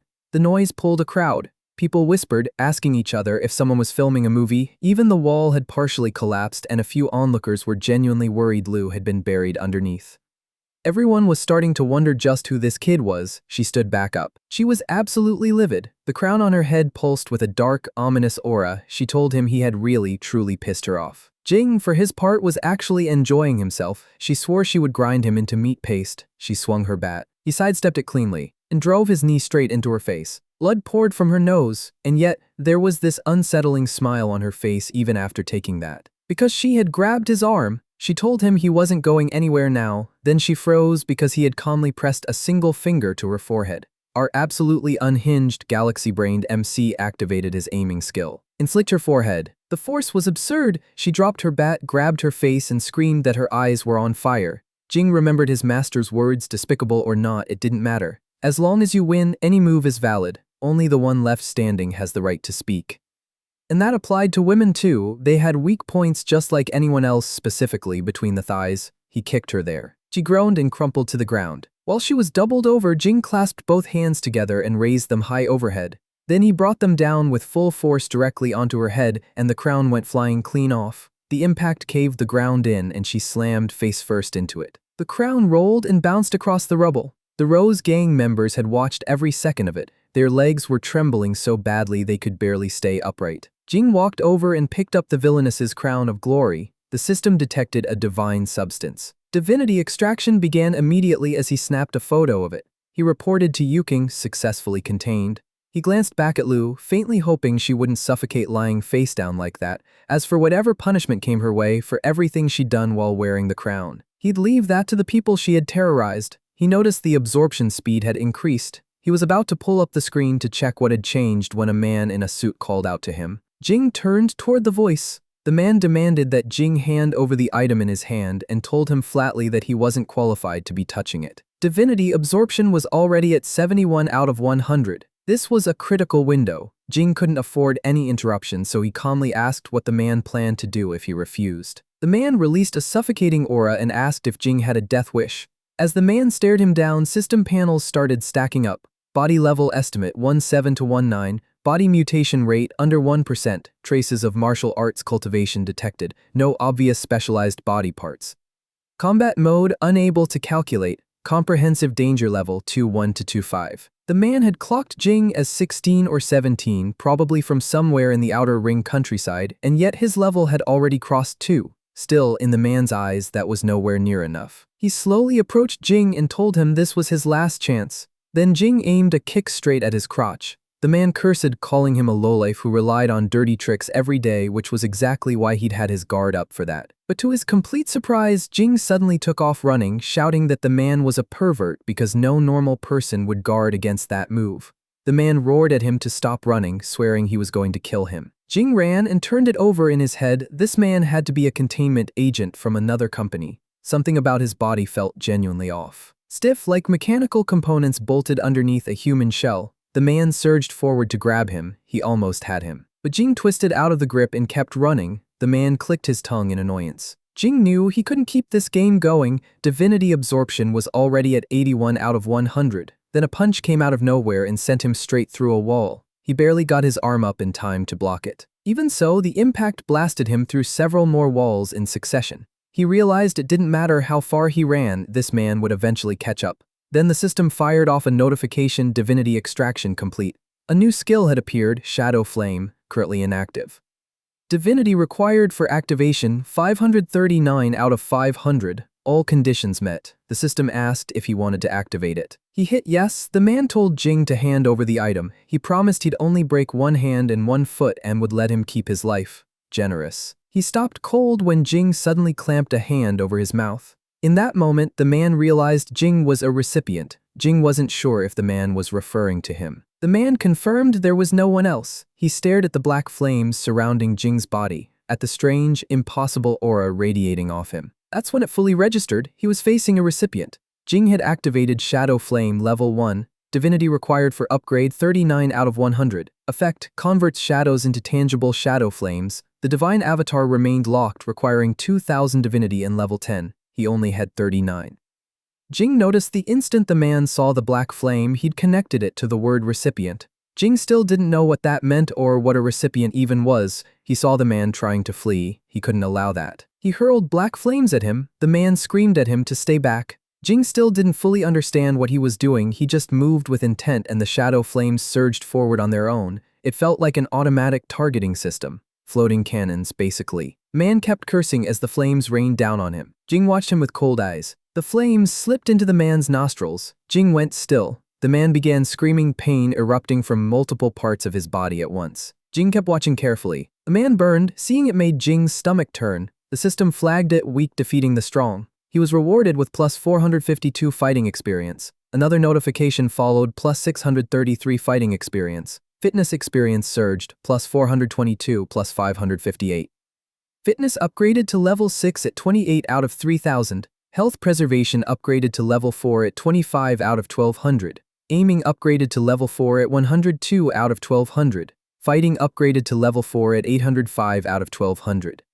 Sports upgraded to level 5 at 127 out of 2000. He moved in to inspect the body. With parts of the clothing burned away, metal was visible underneath. Only then did he understand the man's entire body had been covered in artificial skin. Its durability was extreme. After burning for that long, it had barely shown any damage. If he hadn't destroyed him from the inside, killing this thing would have been a completely different problem. By comparison, a nearby stone which looked solid had been reduced to rubble in a fraction of the time.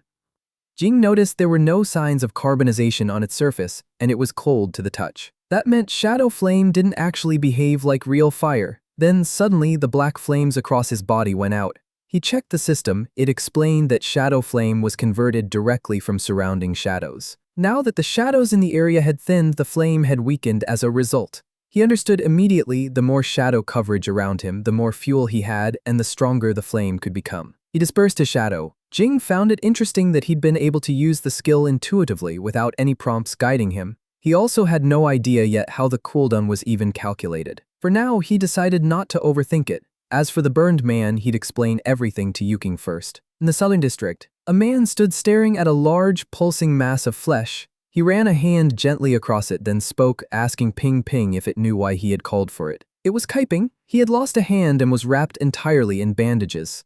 Kneeling on the floor, he replied that he knew because his master had repeatedly warned him not to cause trouble, and he had done it anyway. He flinched when the man in front of him suddenly vanished. The next instant, the man had his hand locked around Kaiping's head. He was furious. He demanded to know why Kaiping had started trouble when he knew exactly what he was supposed to do. He asked if Kaiping was tired of living. Kaiping immediately begged for forgiveness. The man told him to get up. Then he asked if there was any news about the two they had sent out earlier. Kaiping reported that both had been destroyed. The man asked if White Raven was responsible. Kaiping said no, one of them had been taken down by a kid. That answer made the man's expression darken, which terrified Kaiping even further. He rushed to explain the kid was Shuai Jing, just an ordinary person. The man erupted. He demanded to know how an ordinary person could possibly do that. Even if the test subjects were imperfect models, they were still not something any ordinary person should have been able to damage. He ordered Kaiping to capture the boy. He would personally feed him to the great sky-lodging insect mother. That way she would produce more and better offspring, and one day he would conquer the entire planet. Jing headed to Qingcheng Library. He had caused a massive incident during the mission, and he had no idea how Yuking was going to handle the fallout. He decided not to spiral over it. Soldiers block enemies, Earth blocks water. At worst, he'd make up for it through future results. The elevator opened on the 7th floor. The moment the doors parted, Yuking was already bowing. She apologized. She hadn't anticipated things spiraling out of control like that. Leaving him to face genuine danger alone, she admitted, was a serious failure on her part. Jing was completely caught off guard by that. Yuking said she would upgrade the mission classification to C++ rank and provide additional compensation. She hoped that was acceptable. Jing agreed without hesitation, though internally he was baffled. Her reaction was nothing like what he had braced himself for. As they walked toward the seats, she told him that the identity of the man he'd killed had been confirmed. The man was Zhu Yingkun, a C-class containment specialist affiliated with Shu's containment company. She had already contacted them, and their response was that it was his personal decision and had nothing to do with the company. Jing found that explanation way too convenient. Yingkun was a man. Jing couldn't figure out why a man would go after the villainess's crown of glory in the first place. She pulled out a map. She said this was exactly what didn't sit right with her either. Shu's containment company operated out of the inner ring. Sending someone all the way to the outer ring for a mission made no logical sense. On the surface, their statement had no obvious holes. Still, she was convinced there was more to the incident. She told Jing to leave it with her for now and advised him not to get too tangled up in it. He said he understood. He almost forgot he handed over the villainess's crown of glory. He also asked whether she wanted the glasses back. She told him to keep them. He might need them for the next mission. Then she said that compared to everything else they'd discussed. The strangest part was Yingkun's autopsy report. Every single internal organ had vanished without a trace. She asked if that was Jing's doing. Shadow Flame was far too dangerous a card to show. Even without fully understanding its mechanics, he decided it was better kept secret. He took off his glasses and with a calm smile said he couldn't tell her. Her face instantly flushed and her heartbeat spiked. She quickly replied that if he didn't want to share, that was completely fine. Everyone had things they kept to themselves and she respected that. Then she told him to put his glasses back on. Instead, he pocketed them. It was just a relic after all. Then he asked what she just handed him. She explained that it was a containment card. With it, carrying out future missions would be considerably more straightforward. A wave of quiet satisfaction hit Jing when he realized what that meant. He was now officially recognized. She confirmed it. She snapped her fingers and hidden doors along the floor slowly slid open. She told him that beyond the standard privileges of official personnel, all the data housed in the library would now be fully accessible to him. She still had things to take care of, so she told him to head inside and browse on his own. He waved and told her to take care of herself. First thing on his mind, find anything related to the cat tail ring. He walked into the aisles. The deeper he went, the more it felt like stepping into an entirely different world. All the data was organized by relic. He spotted God 018 Death Goddess's unreasonable favor. He'd never come across it before, so it caught his eye. He tapped his card. Access denied. Insufficient permission. He tried another one, God 069 Cinderella Boy. The number was far back enough that he'd expected it to be accessible. Same result. Denied. He tried several more, still no permission. He kept circling the aisles until he was running on fumes. Nothing had opened, despite Yuking saying everything here was completely available to him. Frustration started creeping in. At this rate, the cat tail ring data might be restricted too. Still, he kept looking. Then he saw it. God 1391, cat tail ring. He held his breath. He tapped the card. The data opened. He almost let out a full sigh of relief right there. The relic's danger level was listed as B, which didn't line up with a C-class containment personnel like himself being assigned to it at all. Because of that restriction, only the first 2 layers of data were available. He had always assumed the relic just turned people into harmless cats. Yet here it was, ranked alongside God relics capable of leveling entire city blocks. He pulled out a chair and sat down to read. The record stated that after wearing the ring for 1 month, the holder could freely switch between human and cat forms. He actually liked the sound of that, incredibly convenient. Another entry stopped him cold. In a certain year, a doctor had let out a fanatical cry upon first seeing the cat tail ring, and then went on to found the alien god cult. That spiked his curiosity, so he searched for information on the alien god cult. After God died, the earth cracked open and vast borderlands emerged from the fissures. As people explored these cracks more deeply, they discovered tools capable of communicating with alien gods. Groups driven by a hunger for power gathered and prayed to alien gods for blessings. These groups came to be known as alien god cults. Those who received gifts from alien gods were called recipients. Now he finally understood what the word recipient meant. He turned the page. 200 years ago, an alien god cult known as the Lion Sage sect attempted to make contact with the god Bastet. The god never responded. Not until a believer obtained God 1391 and transformed into a cat, finally drawing the goddess's blessing. But the blessing didn't go to the believer, it went to the relic itself. From that moment forward, the cat tail ring gained an entirely new layer of power. As the fusion progressed, the wearer would gradually begin to inherit Bastet's power until they eventually transformed into the true Bastet. His blood ran cold. The Lion Sage sect would stop at absolutely nothing to get the cat tail ring back, which meant only one thing. It would come for Fengna. Now he finally understood why she had pushed him so hard to go to the dojo. He could already picture exactly what would have happened if he had failed to get stronger in time. He was afraid both of them would have ended up dead. He turned the page and began reading about the fusion conditions of God 1391, the cat tail ring. The first fusion required intense emotional stimulation. After that, the wearer had to repeatedly trigger the same emotion to deepen the fusion progress. When those words landed, the incident from the bathroom came back in full detail. He shook his head hard, trying to push the memory out. It wasn't cooperating, if anything, it was getting more vivid. A grim look settled on his face as he realized they might have to repeat the same kind of scenario regularly if she wanted to keep transforming.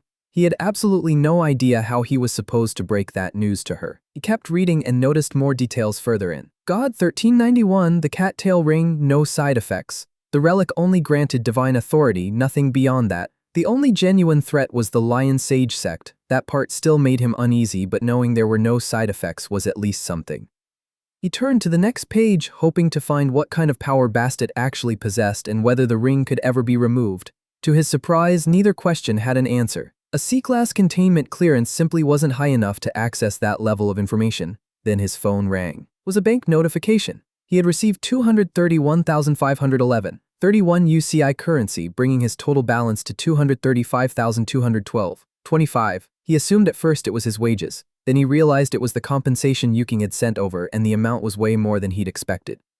No more carefully rationing every meal. With this, he could actually focus on training and getting stronger without having to count every credit. He planned to pick up some quality ingredients and cook a proper meal for Fengna, and when the timing felt right, he planned to sit her down and explain the condition for turning back into a human. 5 days later, the table was loaded with expensive dishes and Fengna was absolutely in her element. She asked why he had been so extravagant lately, then asked if he'd actually managed to earn some money. He said he used to be rich, which only confused her further. He explained that over the past few days, the master had taught him a technique called the tremor armor technique. The technique itself wasn't the issue. The cultivation process was. He had to take medicine during training and follow each session with a medicinal bath. One full set alone cost 40,000. His bank balance had dropped to 8,011. 3. He had run 5 full sets over the past 5 days. He genuinely hadn't expected 200,000 to evaporate that fast. She did the math and pointed out there should still be over 30,000 left, so why was barely anything remaining? He pointed at everything on the table. That made her look a little sheepish.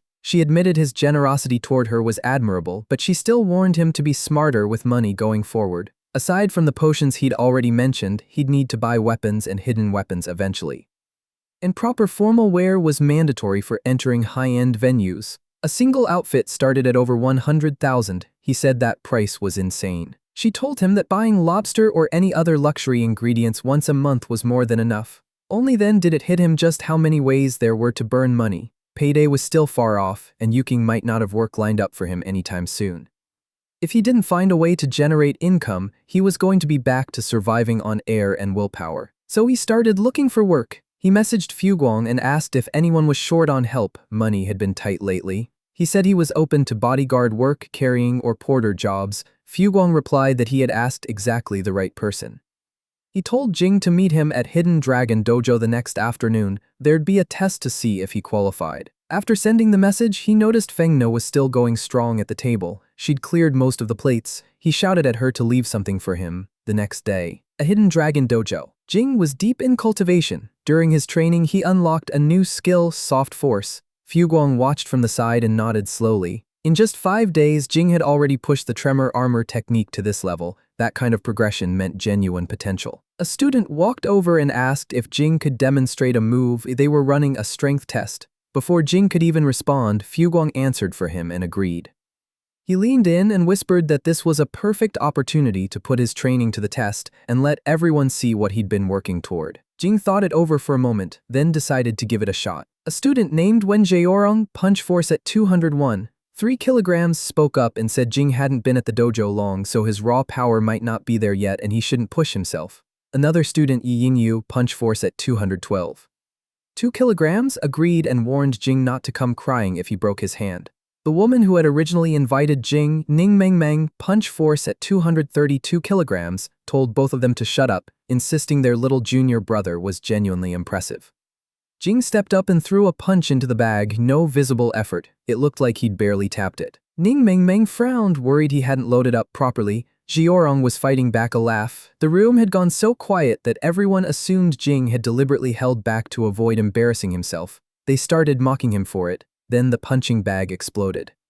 The display on the scale flashed, 9,999. Everyone froze, stuffing from the bag rained down across the floor. Jing calmly said that was soft force. He explained that raw strength wasn't superior just because it was bigger. What he had just used was an advanced application of chi force. He had condensed all the power into a single point, driven it into the target's body, and detonated it from the inside. He invited everyone to try to understand it themselves. Mingming stared at him in pure awe and thanked him for sharing that. Yingyu, on the other hand, clicked his tongue and looked away. Jing told Yingyu to head to the warehouse and grab a new punch pad for the testing machine. Yingyu had no choice but to go, which made Mengmeng giggle. Fuguang then told Jing that at his current level there was nothing to worry about. Recently, someone influential had been looking for a bodyguard. The job had some complications, but he asked if Jing wanted in. Jing accepted the document Fuguang handed over. Inside was a photo of the location and the full details. The address, East District, Jinhai Street, number 617, Riju Hotel, compensation, 800,000. Jing's eyes lit up the moment he saw the number. He told Fuguang he was in. At Ruiju Hotel, Jing stepped out of the car in a black traditional Chinese top and black pants. The moment he walked into the lobby, heads turned. People whispered quietly, wondering who he was. His clothes marked him as a martial artist. He didn't look like one of the second-generation rich kids here for the banquet. The most reasonable guess was that he'd been hired for security, but he looked far too young for that. Jing caught the whispers and privately had to admit his senior sisters had been right. Clothes really did make the man. He thought back to Shanying asking if he was actually planning to show up in a black shirt and a hoodie. He had asked what the problem was. It was comfortable. She had told him that clothes made the man dress too cheaply and people would naturally look down on him. Still, she said it didn't matter because she had already sorted something out. Then she produced a red suit from a well-known designer. He immediately said it was too flashy. He wasn't going on a blind date. Then someone tapped him on the shoulder. It was King Jio holding a set of black clothes. Shanying instantly rounded on her, accusing her of being sneaky and claiming she'd gotten there first. Jing quietly concluded that senior sister Meng was on another level entirely. A few women nearby had noticed him and were already commenting on how good-looking he was. One of them suggested asking for his number. A man in a red beanie asked if Jing was a high-level disciple of Hidden Dragon Dojo. The man beside him in a white suit said he didn't recognize the kid. The man in red said the dojo must have taken on a new disciple. The man in the white suit added that Dragon King Li Qi had once said he wanted exactly 7 disciples, but the 7th had to be a true prodigy, someone with exceptional natural aptitude at the root level. Otherwise, he'd rather not accept anyone at all. He glanced over at Jing and commented that the kid looked more like a pretty boy than anything else. He doubted someone like that could actually be Li Qi's disciple. The man in red pointed something out. Jing's lower body was rock solid. Every step he took was exactly the same distance, not a millimeter more or less. His upper body didn't sway once. His body control was at a terrifying level and his force delivery had clearly been refined to an extremely high degree.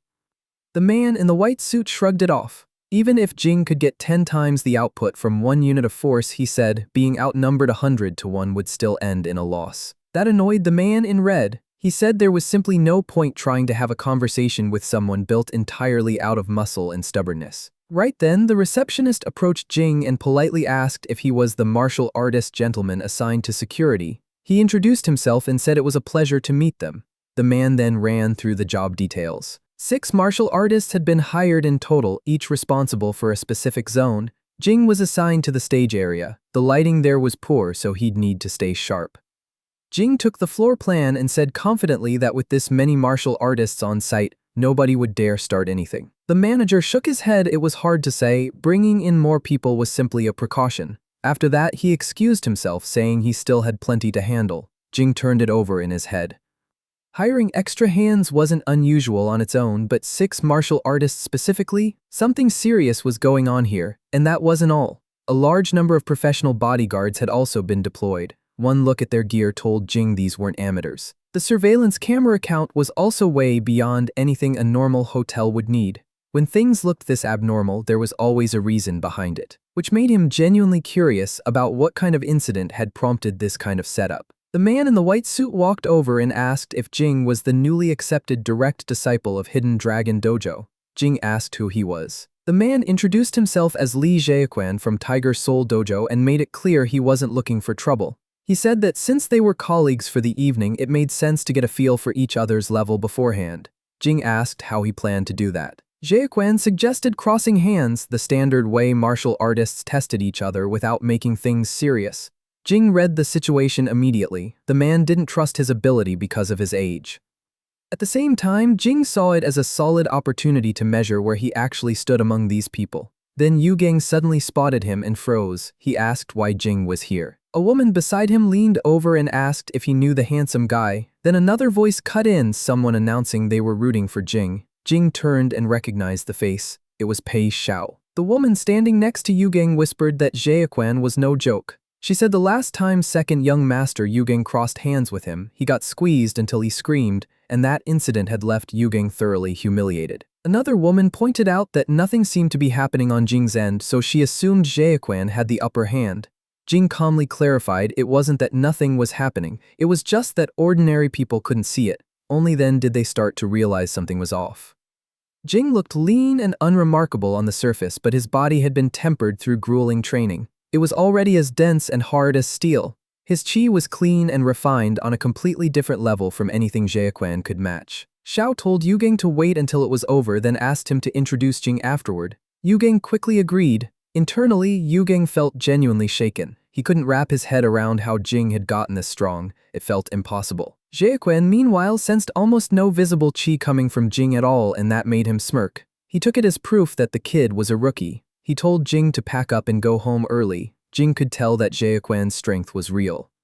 Man had clearly put in years of brutal, dedicated training. But compared to Jing, it still fell short. Jing stood there completely calm and even smiled. Then Jiaquan felt it, something was wrong. Jing's force surged without warning, suddenly becoming overwhelming. Something flashed through Jiaquan's mind, a desperate signal he could no longer suppress. He fought to hold his ground. Then without any warning, his wrist snapped. Jing went still. That sound alone told him this was bad. Jiaquan slowly withdrew his limp hand. Jing asked if he was all right. Jiaquan laughed, straightened up, and said he was fine. He admitted openly that Jing was strong, said he was absolutely worthy of being a direct disciple of Hidden Dragon Dojo, and he meant it. Then he mentioned he needed to use the restroom and headed off quickly. Once he was inside with no one around, he cried. The pain in his hand was absolutely unbearable. Crouched in the corner, cradling his wrist, he silently wondered what kind of monster he had just shaken hands with. Jing frowned. He genuinely wondered if Jiaquan was actually okay. He had clearly heard something break.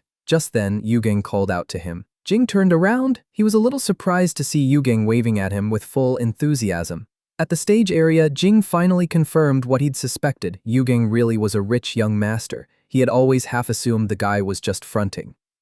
Yugang laughed and said Jing had to be joking. Then he explained that he was actually born from his father and a mistress. If his eldest brother hadn't looked out for him, he wouldn't be living this comfortably at all. Jing asked what he needed him for. Yugang hesitated, then admitted that what Jing had done during the hand crossing was genuinely impressive. His eldest brother now wanted to meet him. He added that his brother was a real talent, someone who had earned his place in an inner ring university through the martial arts exam. Xiao was standing up on the stage, so Jing asked if that was who he was referring to. Yugang nodded, then added that there were also several young ladies and wealthy guests who wanted to get to know Jing as well. He asked when Jing might be free. Jing sighed and said he couldn't right now, he still had work to get back to. Introductions were fine though. He added that if anyone genuinely wanted to make friends, they should come find him themselves. If someone wanted something, they should go after it, not wait for it to land in their lap. With that, Jing walked back to his post. Yugang watched him go, completely won over. He suddenly thought Jing was incredibly cool. After hearing what Jing said, the girls immediately found their resolve. If they wanted something, they were going to have to go get it themselves. A blonde woman stepped forward and asked to exchange contact information with him. Others quickly followed, and while Jing was distracted, a delivery man quietly slipped past behind him. Jing only noticed after the man had already passed. He frowned. The manager hadn't mentioned anyone bringing deliveries inside. He was about to call out when the blonde woman grabbed his arm and insisted on exchanging contacts first. She smiled and said she would teach him many things, then added a wink. Jing felt cornered. Surrounded by the crowd, he reluctantly exchanged numbers one by one. Meanwhile, the suspicious man had pressed a switch. A red light blinked on. Jing's phone suddenly glitched. He knew instantly something was wrong, and it wasn't just his phone. Without warning, every light in the building went out. At first, people assumed it was a simple power outage. Then the panic set in when they realized even their phone flashlights weren't working. Batteries drained in an instant. People found it bizarre that not a single phone could produce any light. Someone suggested maybe everyone's battery had just died at the same time. Jing knew better. His phone had been fully charged. And in a room full of dozens of people, not one person had managed to get a light on. That meant no one could. All the lights had died simultaneously. Jing suspected that any device running on electricity had been completely knocked out, which pointed to one thing. An electromagnetic pulse, high-tech, deliberate, and targeted. What he couldn't figure out was why someone would go this far. If the goal was just to kill someone, this level of preparation felt like serious overkill. Then the windows exploded inward. The blonde woman screamed and grabbed onto Jing. In the banquet area, the sound of shattering glass rippled through the darkness. Someone tried to calm people down, suggesting it might have been the wind or something knocked over. Their phones still wouldn't respond. Then another voice called out for Old Wang, said he'd been standing right beside them a moment ago. Yugang managed to get a lighter going. Xiao immediately read the room. He ordered everyone to stop moving and told them to form a tight group back to back. They followed his instructions, then something moved. While everyone's attention was pulled in one direction, someone was taken from the other. When they realized what had happened, President Zhang was gone. Only bloodstains remained. The formation collapsed instantly as people scattered and ran in every direction. Xiao kept his head and shouted that running blindly in the dark would only make things worse. Then something flew past him. His cheek was grazed in an instant. Blood began running down his face. but when he looked in the direction of the attack, there was nothing there. He sensed the next one coming and struck preemptively before it could reach him. The blow connected and blasted the attacker back, but he was still caught off guard from the side. Yugang shoved him out of the way. Someone else took the hit instead and lost their entire upper body. What remained sprayed blood across the floor. It was a massive insect. Xiao and Yugang looked at it in pure horror. They screamed for everyone to run, but it was already too late. There was nowhere to go. That's when Jing arrived and hit the monster dead on. He asked what the hell that thing was. The massive insect slammed into the ground. Green blood sprayed from its mouth. Same species as the cockroach man. Jing actually felt a quiet wave of relief. All the training he'd been pushing through lately had clearly paid off. There was no way he could have sent it flying that easily before. The people who witnessed it were stunned silent. He had casually kicked that thing straight into the wall. A few of them frantically looked around for the other martial artists who'd been hired, but they were long gone. They had bolted at the first sign of trouble. Yugang rushed over and thanked Jing for saving his brother. Jing told him to stay back. That thing wasn't dead. Monster suddenly lunged at him. Jing sensed immediately that its vitality was far more stubborn than the last one. Had it evolved, grown stronger, he decided to test it first. If he couldn't handle it, he'd pull back. No shame in retreating. He was not about to throw his life away for this paycheck. He drove his elbow hard into its back. The creature was launched across the room. A shadow flame ignited at the center of Jing's eyes. Now he wasn't the only one who could move freely in the dark. After that strike, everything in front of him became sharper and clearer. Shadow flame dark vision active. The skill had a night vision effect the whole time. The panel just hadn't spelled it out clearly, otherwise he would have been using it much earlier. In the darkness, he moved with complete ease. Jiaquan stared in disbelief. Jing was actually holding his own against that thing. But Xiao shook his head. On the surface, it looked like Jing was just barely dodging at the last moment. But if you watched carefully, Jing hadn't given a single step of ground. Only then did Xiao realize the truth. Jing wasn't fighting the monster, he was using it to shield them. Jiaquan quickly told everyone to get out. Staying was only going to split Jing's focus and force him to cover them while fighting. Everyone agreed.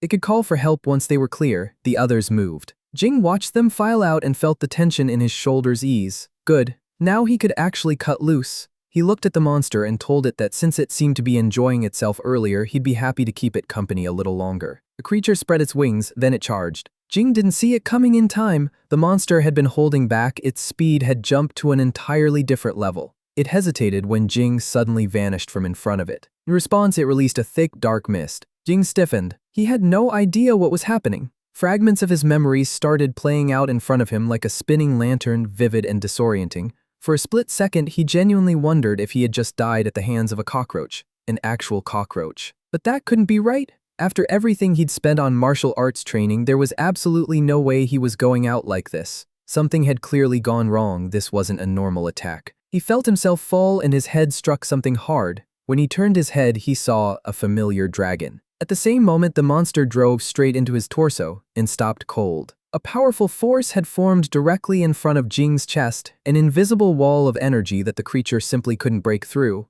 When Jing opened his eyes again, they were different. His pupils looked like they were burning, and a slow curl of black-red smoke seeped out from them. He decided to give the monster its answer. He activated the hidden dragon-style's killing move. Cloud Sealing Tail. The moment it connected, the monster's upper body was blown apart. Only the lower half remained, blood spraying across the floor in every direction. Jing stood there for a moment, feeling like something had just clicked into place, something bigger than he could fully put into words yet. Then he noticed something. It wasn't dead. He wasn't entirely surprised. This thing was a mutated creature, and at its core it was still a cockroach. Even without a head, cockroaches could survive for 8 or 9 days. Everyone knows that. He recalled that a cockroach's true weak point was the ganglion beneath the esophagus. He reached in and pulled it out. Staring at the size of it, he found himself wondering if ordinary cockroaches really had something that large inside them. He nearly threw up on the spot. Yugang cautiously asked if it was over. The monster had finally gone still. Someone announced it. Jing had killed it. Immediately, another voice offered to sponsor him with 1 million. Someone else raised it to 2 million and practically begged Yugang to make an introduction. The bidding war started right there over the monster's corpse. The man in the red beanie reappeared and started teasing Jiaquan, said he had real guts provoking someone like that. Jiaquan went red and told him to drop it. Internally, Jiaquan felt nothing but pure relief. When they'd crossed hands earlier, Jing hadn't even used a fraction of his real strength. If he had, Jiaquan wouldn't have walked away with just a broken wrist. Jing urged everyone to use the opportunity and get out as fast as possible. Something in his gut told him this wasn't over. Gang finally noticed Jing's injuries and went pale. A man walked up to Jing and asked what he meant by that. Jing looked at him and asked who he was. The man introduced himself as Yi Qingling, the host of the banquet. He asked if Jing was suggesting the incident hadn't been an accident. Jing nodded. Based on everything he'd observed, this wasn't a normal blackout. It was an electromagnetic pulse and it had been deliberately triggered. As for the monster, it had almost certainly been released on purpose, with the clear intention of killing everyone in that room. Qingling's expression darkened. He said this was a coordinated, premeditated assassination, and it was aimed directly at them. Furious, he swore his father would investigate every last detail. Privately, Jing felt something was off. They had installed an excessive number of cameras and hired a small army of martial artists, clearly anticipating something, yet they'd still gone ahead with the banquet anyway. To him, the problem started with the people who organized this. He also clocked that the guests at this banquet were far from ordinary, which made him wonder why would someone want all of them dead? He could tell Qingling was holding something back. Jing told the room that even though the monster was dead, the danger hadn't passed. He urged everyone to leave as quickly and calmly as they could. Staff members guided people toward the exits, keeping the pace steady. Anyone with a lighter was asked to use it to help light the way. As they moved, Qingling quietly leaned in and asked Jing if he knew what that creature was.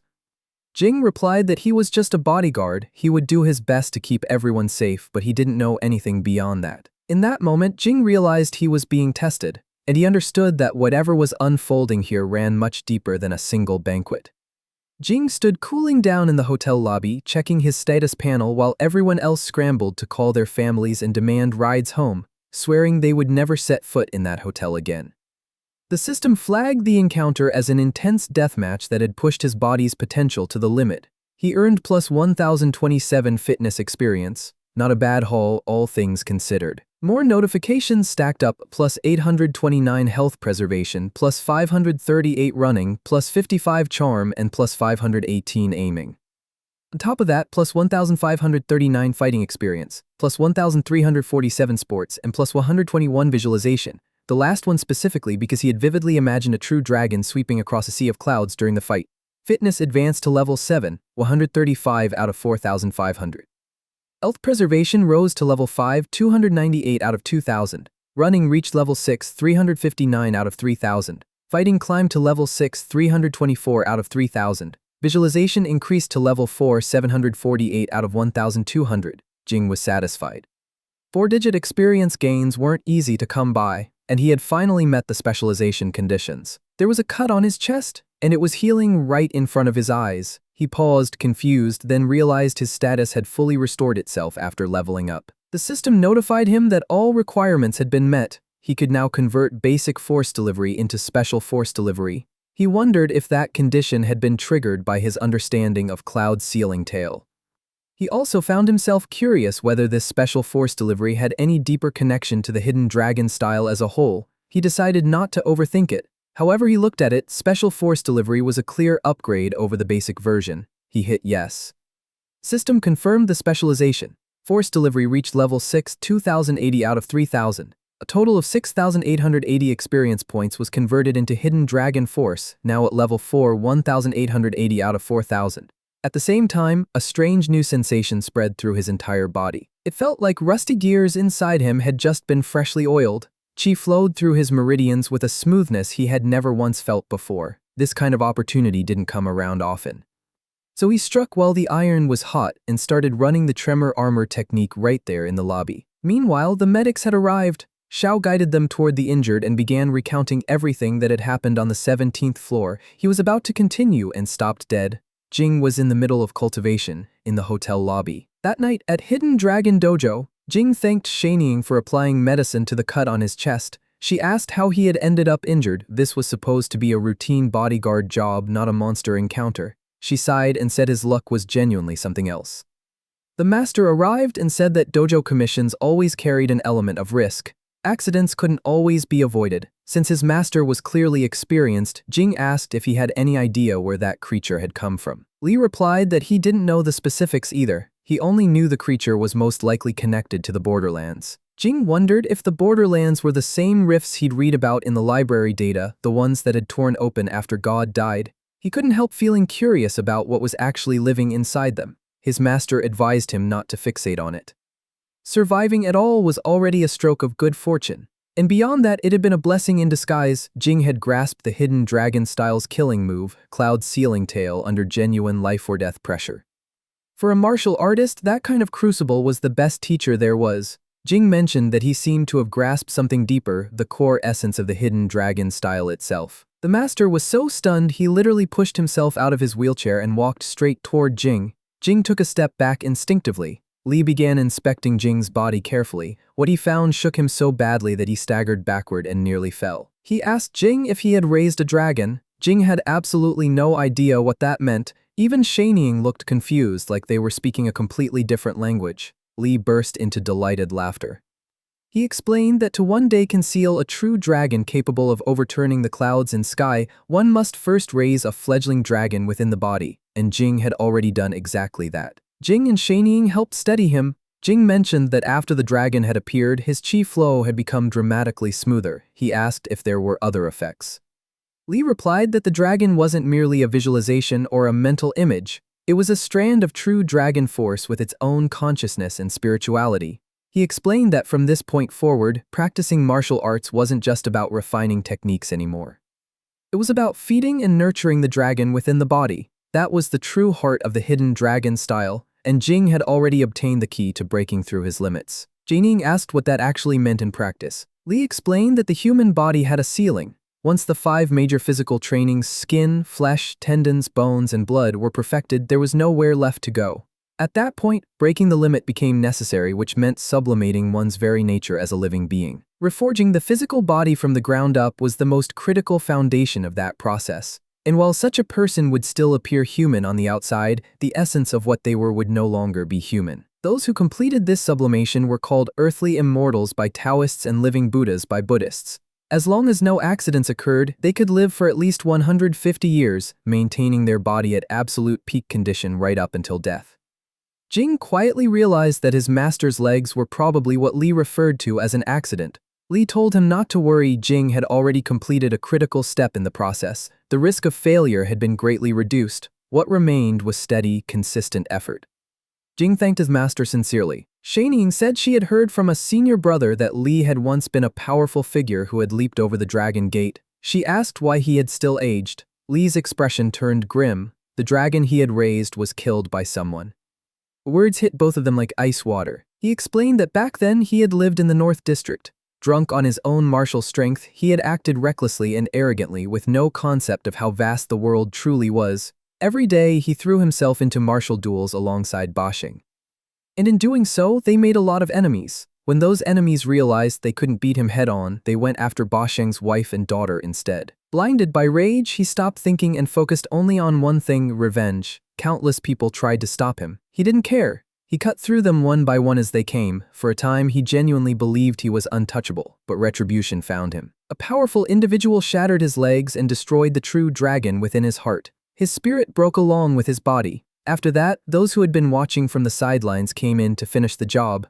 Only Basheng was willing to stay by his side through all of it. Later, to escape their enemies and protect King Cheng, they left the North District quietly and in disgrace. That was how they ended up here and how Hidden Dragon Dojo was born. Jing asked if he still wanted revenge. Li admitted there were still some lingering regrets, but his enemies were powerful figures from the North District, not people who could be dealt with carelessly. In the end, he told Jing not to concern himself with it. It was old history. But if the day came when Jing could legitimately enter the inner ring, then it would be worth revisiting. Later that night, Jing was on his way home. His phone buzzed. An 80,000 currency transfer had landed in his savings account ending in 366, bringing his total balance to 88,011. 3. He hadn't expected the payment to come through this fast. He muttered that the hotel's billing department was surprisingly efficient. He stepped inside and called out to Fengna that he was back. No response. She wasn't there, or maybe she was in the shower again. He activated visualization. A replay of her activities throughout the day surfaced in his mind. She seemed to have been having quite a good time for herself. Then he saw her climbing out through the window. He immediately looked out the window himself. 3 figures in the distance. 2 men had a cat cornered. His chest tightened. She was in danger. Fengna's voice cut through. She demanded to know why they had come looking for her when they had already run away. They replied that it was because her crown, the infinite dragon, Ananta Shesha, had responded to them. She clearly hadn't been expecting that. The men addressed her as sect leader, saying that with her exceptional aptitude she could absolutely become a recipient. When that time came, they could use the power of the main sect to rebuild everything from scratch. One of the men raised a hand to stop the other from stepping closer. It was obvious Feng Na wanted no part of this. She froze when she spotted Jing. She asked why he was there. Jing asked her the same thing. After listening to the exchange, he quickly pieced it together. These men were members of her sect. One of the men asked if she wasn't worried that Kant's security company would find out about the boy's existence. The moment Kant's security company was mentioned, she visibly tensed. And Jing had heard every word. He wasn't going to pretend otherwise. The man hurried to explain if the sect leader continued staying at the boy's home and Kant's security company found out, it would drag him into serious trouble as well. Feng Na felt a wave of something heavy settle over her. Jing found himself wondering if she genuinely wanted to leave. Either way, Kant's security company was no small matter. After God died, the world had briefly fallen into chaos. The authorities lacked the strength to maintain order on their own, so they outsourced part of their law enforcement authority to various security companies, allowing them to build armed forces and operate independently. Kant's security company was one of them. Unlike the others, it had expanded at a terrifying pace, growing into a behemoth with roots running deep into everything. At this point, it was already beyond anyone's control. Originally, Feng Na had been well hidden after turning into a cat, but now that people from the dragon sect had tracked her down, the risk of exposure had climbed dramatically. Even so, if Kant's security company actually showed up, Jing wasn't afraid. He told the man plainly that Feng Na would not be going back. Feng Na felt something warm rise in her chest. The man asked if Jing honestly believed he could protect the sect leader. Jing replied that nothing had happened yet, they wouldn't know the outcome until they tried. The man scoffed and said Jing had no idea how terrifying Kant's security company truly was. Someone at his level, sending even a random squad would be more than enough to end him. Feng Na cut them off. She said that if they hadn't shown up here in the first place, none of this trouble would have started. She said she never wanted to be any dragon sect leader. That had been the old man's doing, acting on his own, forcing the title on her, treating her like some chosen heir. If they wanted to receive whatever so-called endowment they were chasing, they could go claim it themselves and leave her out of it. She was already out of breath. She added that if anything really did happen, she knew Jing would protect her. She turned to him and asked if that was right. He said yes. The two of them turned and walked back together. The man clicked his tongue as they left. Elsewhere, near the location of the Great Sky Lodging Insect Mother, Kaiping's master remarked that he hadn't expected number 1 to be beaten to death by a 17-year-old high school student. Even Cheng Shuang at 17 would have struggled to defeat number 1. That made him wonder, was there truly a genius out there who surpassed even Cheng Shuang? Kaiping offered a different read.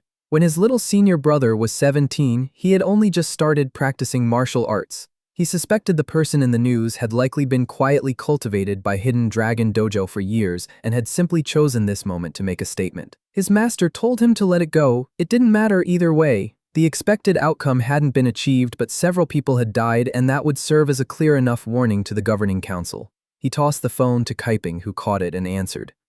Then the master asked about number 9. Kaiping reported that it had devoured number 7 the previous night as well. It had only been alive for 10 days, yet its growth rate was already terrifying. The master concluded that number 9 was currently the most valuable specimen.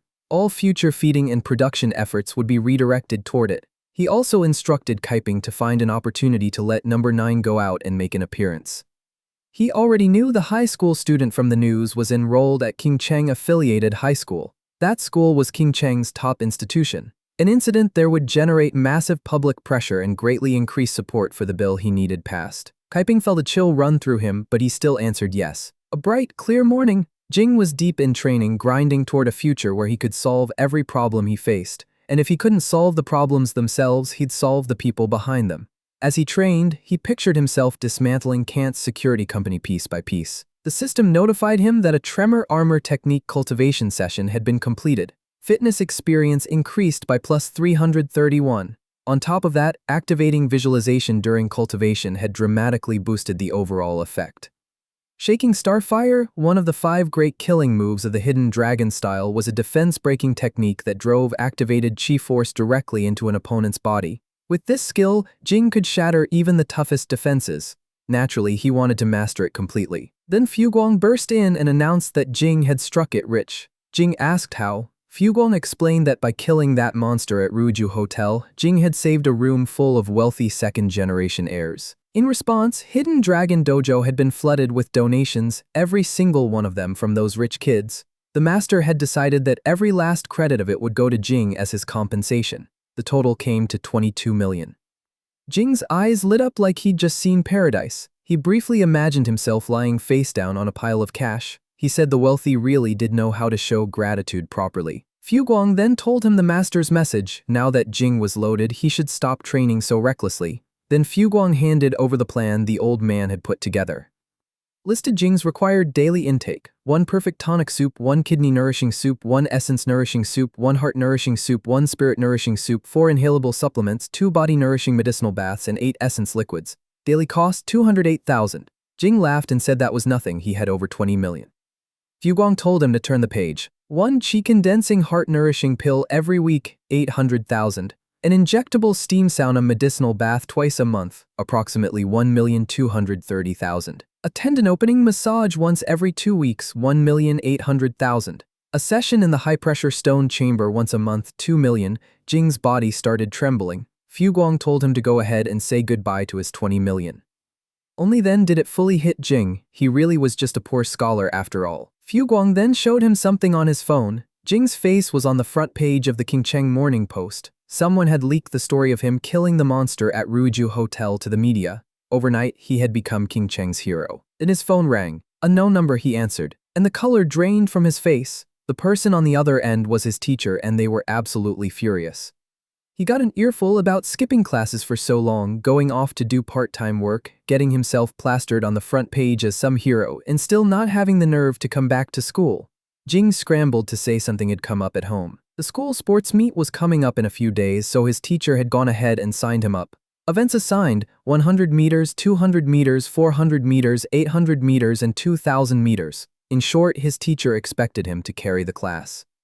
Right then, Shanying waved at him from across the room. Jing told his teacher something urgent had just come up and he'd have to call back. His teacher reminded him firmly, show up when the time comes. He hung up and turned to his 6th senior sister, asking if she was looking for him. She told him there was a commission that had come in specifically for him and the pay was substantial. That got his full attention immediately. She explained that the client was also a martial artist. After watching the news, they had become curious about Jing and wanted to cross hands with him personally. The pay was 500,000. Jing stared at her. 500,000 just to spar, just to spar. The next day, inside the Inner Ring North District, the North District was home to most of Qingcheng's high-ranking officials and elite figures. People called them the Northern Nobles.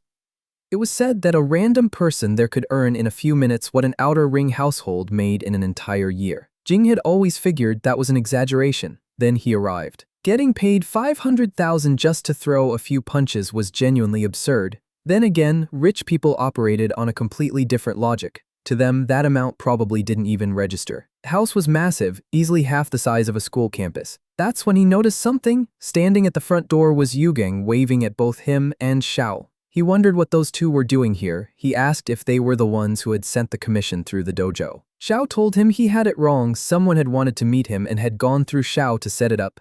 Jing gave Yugang a sharp look. Yugang immediately raised his hands and said it wasn't his idea. His father had ordered him to handle it and he hadn't dared refuse. Jing asked suspiciously whether it was his father who wanted to cross hands with him.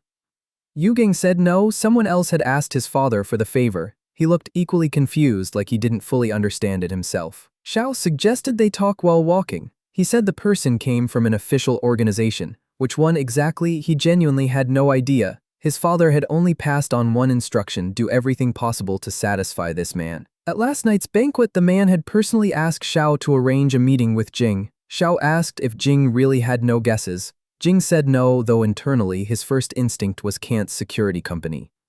Before Xiao opened the door, he pulled Jing aside and warned him, even with his strength, he needed to stay sharp in there, because the man waiting inside might be stronger than anyone Jing had faced so far. The man was huge, broad, thick-build, dreadlocks, middle-aged. He introduced himself as Mandrill. Jing read him instantly. This was not an ordinary person.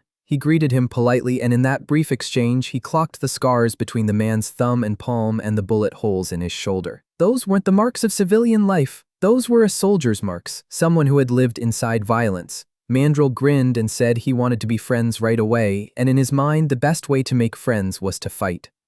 He launched off his seat and charged, and the chairs and table beside him exploded on the spot. Jing clenched his fist. For just a moment, he wondered if this man had come from that security company. If he had, Jing was going to take him down. They collided in the center of the room, fist to fist. The impact was so violent that Yu Gang's knees nearly buckled. Mandrill had expected the kid's hand to be pulverized. Jing was completely fine. He said calmly that it was his turn. Mandrill froze, unable to process what had just happened. Jing activated Cloud's Sealing Tail. He slipped behind Mandrill and drove both elbows into his back. The impact sent Mandrill flying, embedding him halfway into the wall. Xiao was stunned. He said that if he had taken Mandrill's punch head-on, his entire arm would have been destroyed, yet Jing hadn't just survived, he had countered instantly. Yu Gang stared in pure disbelief, wondering just how much Jing was still holding back. Jing assessed Mandrill and quietly concluded he was nothing special, just another person relying on physical augmentation. Mandrill slowly pulled himself out of the wall, his entire body shaking. He laughed and said that punch had felt amazing. He asked why Jing was looking at him like that, then he told Jing to keep hitting him. Jing thought this man was genuinely ridiculous, but something felt off. The Cloud Sealing Tail that had torn the cockroach man apart earlier had barely fazed this guy. The feeling was familiar. It reminded him of Zhu Yingkan. So Jing asked directly, was he augmented? Mandrill looked genuinely surprised. He hadn't expected someone from the outer ring to even know that term. He explained that his skin had been fitted with a B1 protective membrane and entry-level military augmentation. Its shock absorption was formidable, especially effective against a martial artist's concentrated force strikes. He asked if Jing was interested in getting one installed himself. Jing said no. Mandrill scoffed. He said he'd heard that answer from a martial artist or two before. That was exactly why so many of them refused to face reality. Then he charged again, shouting at Jing to wake up because times had changed. When Jing got close, Mandrill clapped both hands together. The vibration made Jing's ears ring violently. Mandrill explained his hands had been modified to emit special sound waves on impact, causing intense disorientation and dizziness. Dodging was useless. The closer Jing got, the stronger the effect became. Mandrill declared confidently that the winner of this exchange was him. Then Jing placed a single hand flat against Mandrill's chest and stopped him dead. Mandrill stared at him in complete shock. He asked how that was possible. Jing closed the distance and drove a heavy punch straight into Mandrill's chest. The impact boomed, golden energy detonated outward, cracking the ground beneath Mandrill's feet. Since the membrane made the surface nearly impenetrable, Jing had simply bypassed it entirely and poured the chi force directly into the body underneath. Pain ripped through Mandrill from head to toe. Jing said calmly that knocking someone out didn't require much force. A precise strike was more than enough. The communicator embedded in Mandrill's chest crackled to life, announcing that his consciousness had been cut off. From the sound of things, Jing supposedly hadn't been a match for Mandrill. Jing paused. A communicator built right into the body. He asked who was on the line and what they wanted with him. The voice told him to wait, they were on their way. Jing told them to hurry up, he was busy. The voice assured him they wouldn't keep him long. Xiao demanded to know what exactly was going on. Yu Gang suggested out loud that it looked like a rookie evaluation by some kind of mysterious organization. Jing told him his imagination was working overtime. Yu Gang insisted it really did look exactly like that. Mandrill, still on the ground, was barely managing to hold back laughter. Jing told him to get up if he was already awake. Mandrill groaned and admitted it actually hurt quite a bit. He asked how Jing had broken through his sonic wave technique. Jing explained the core mechanism of the technique was disrupting brain function, so the counter was simple: apply stronger, more concentrated force to cancel it out. Mandrill realized then that the kid still hadn't gone all in. He told the two brothers to take a walk. Then he admitted it. He was a member of an official organization and he wanted Jing to join. Jing said flatly that he had zero interest in joining any so-called secret organization, especially after the introduction he'd just received. If it was a legitimate group, they should have approached him properly instead of testing him with games. He said he was deeply unimpressed with their style and had no desire to join. Internally, though, he knew the answer would have been the same either way. His current life suited him well, training steadily, doing containment work to stack divine skill experience and living comfortably.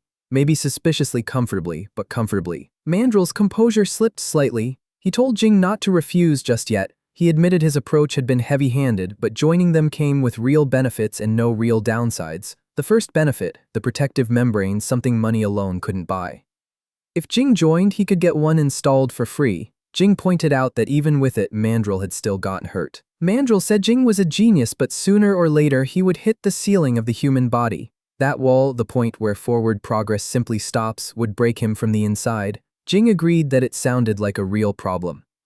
Then he refused again anyway. He said it sounded more entertaining to use his natural body to dismantle augmented humans one by one. Mandrill's patience snapped. This kid simply would not listen to reason. Then the communicator blared, telling Mandrill to be quiet and stating bluntly that his recruitment skills were an absolute disaster. Mandrill went still when he heard the captain's voice. The captain told him to look up. A figure was dropping straight down from the sky. Jing activated his aiming skill and recognized her immediately. Void Blade. Both of them shielded their eyes as she landed, debris and dust bursting outward on impact. She greeted Jing and assumed he still remembered her, captain of White Raven Squad 838.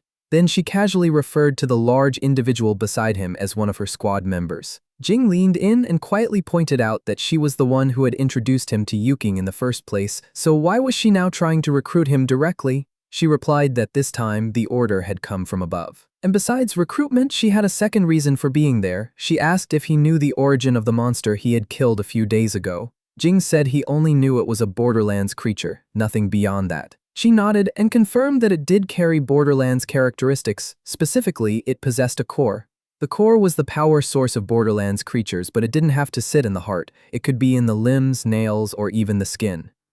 As long as the core remained intact, they could resurrect indefinitely. Jing quietly exhaled. He had destroyed it by accident, pure dumb luck, and it had saved his life. Since it had a core, he asked why she said it wasn't exactly the same as a standard Borderlands creature. She projected a holographic image, the sky-lodging insect mother, a creature native to Borderlands F056, also known as Kyrian Lake.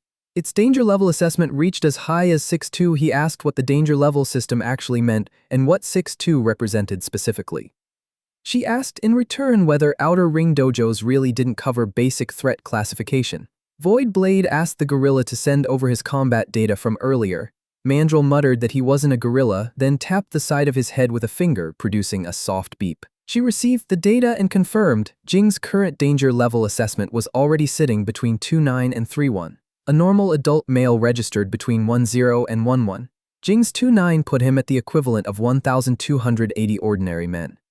The sky-lodging insect mother was equivalent to 65,000 of him. Jing said that was dangerous enough on its own. She added that this was actually a worst-case scenario figure. An unawakened sky-lodging insect mother had a danger level of only 1-8 and its primary function was reproduction. The sky-lodging insect mother could absorb the genetic information of whatever it consumed and give birth to corresponding insect species.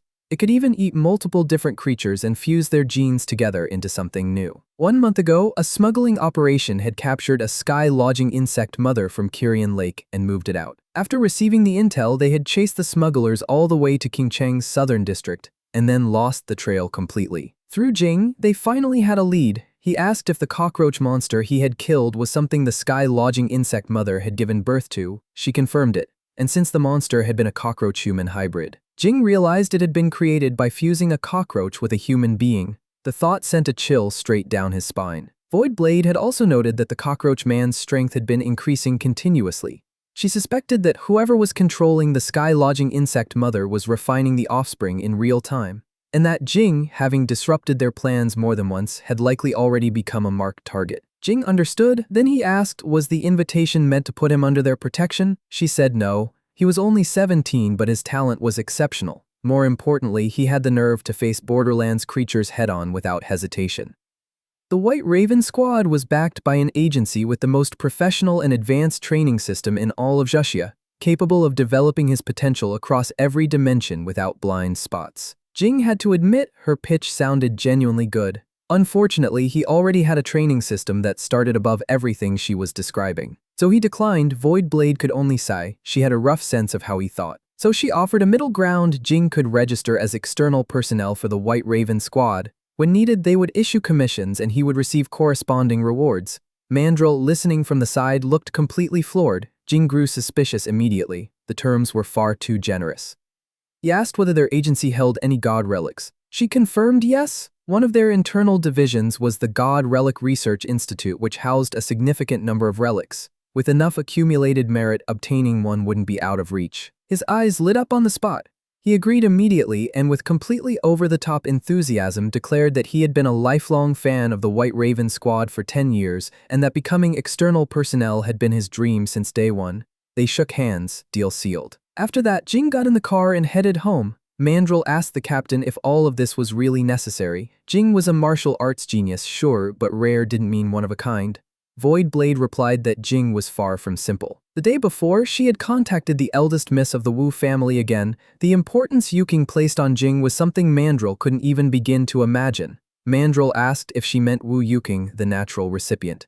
He genuinely couldn't believe it. Yuking had always been searching for a way to remove her recipient status. She had once said that only a god could stand against another god, and aside from god relics, Jing was the only thing she truly cared about. Because of that, Void Blade suspected he possessed some special quality they had yet to identify. Even if they didn't know what it was yet, she said they had to lock him in first. It was already sunset by the time Jing headed back. He looked out the window during the ride, quietly taking in the scenery. Even the most prosperous districts in the outer ring couldn't hold a candle to a single street in the North District.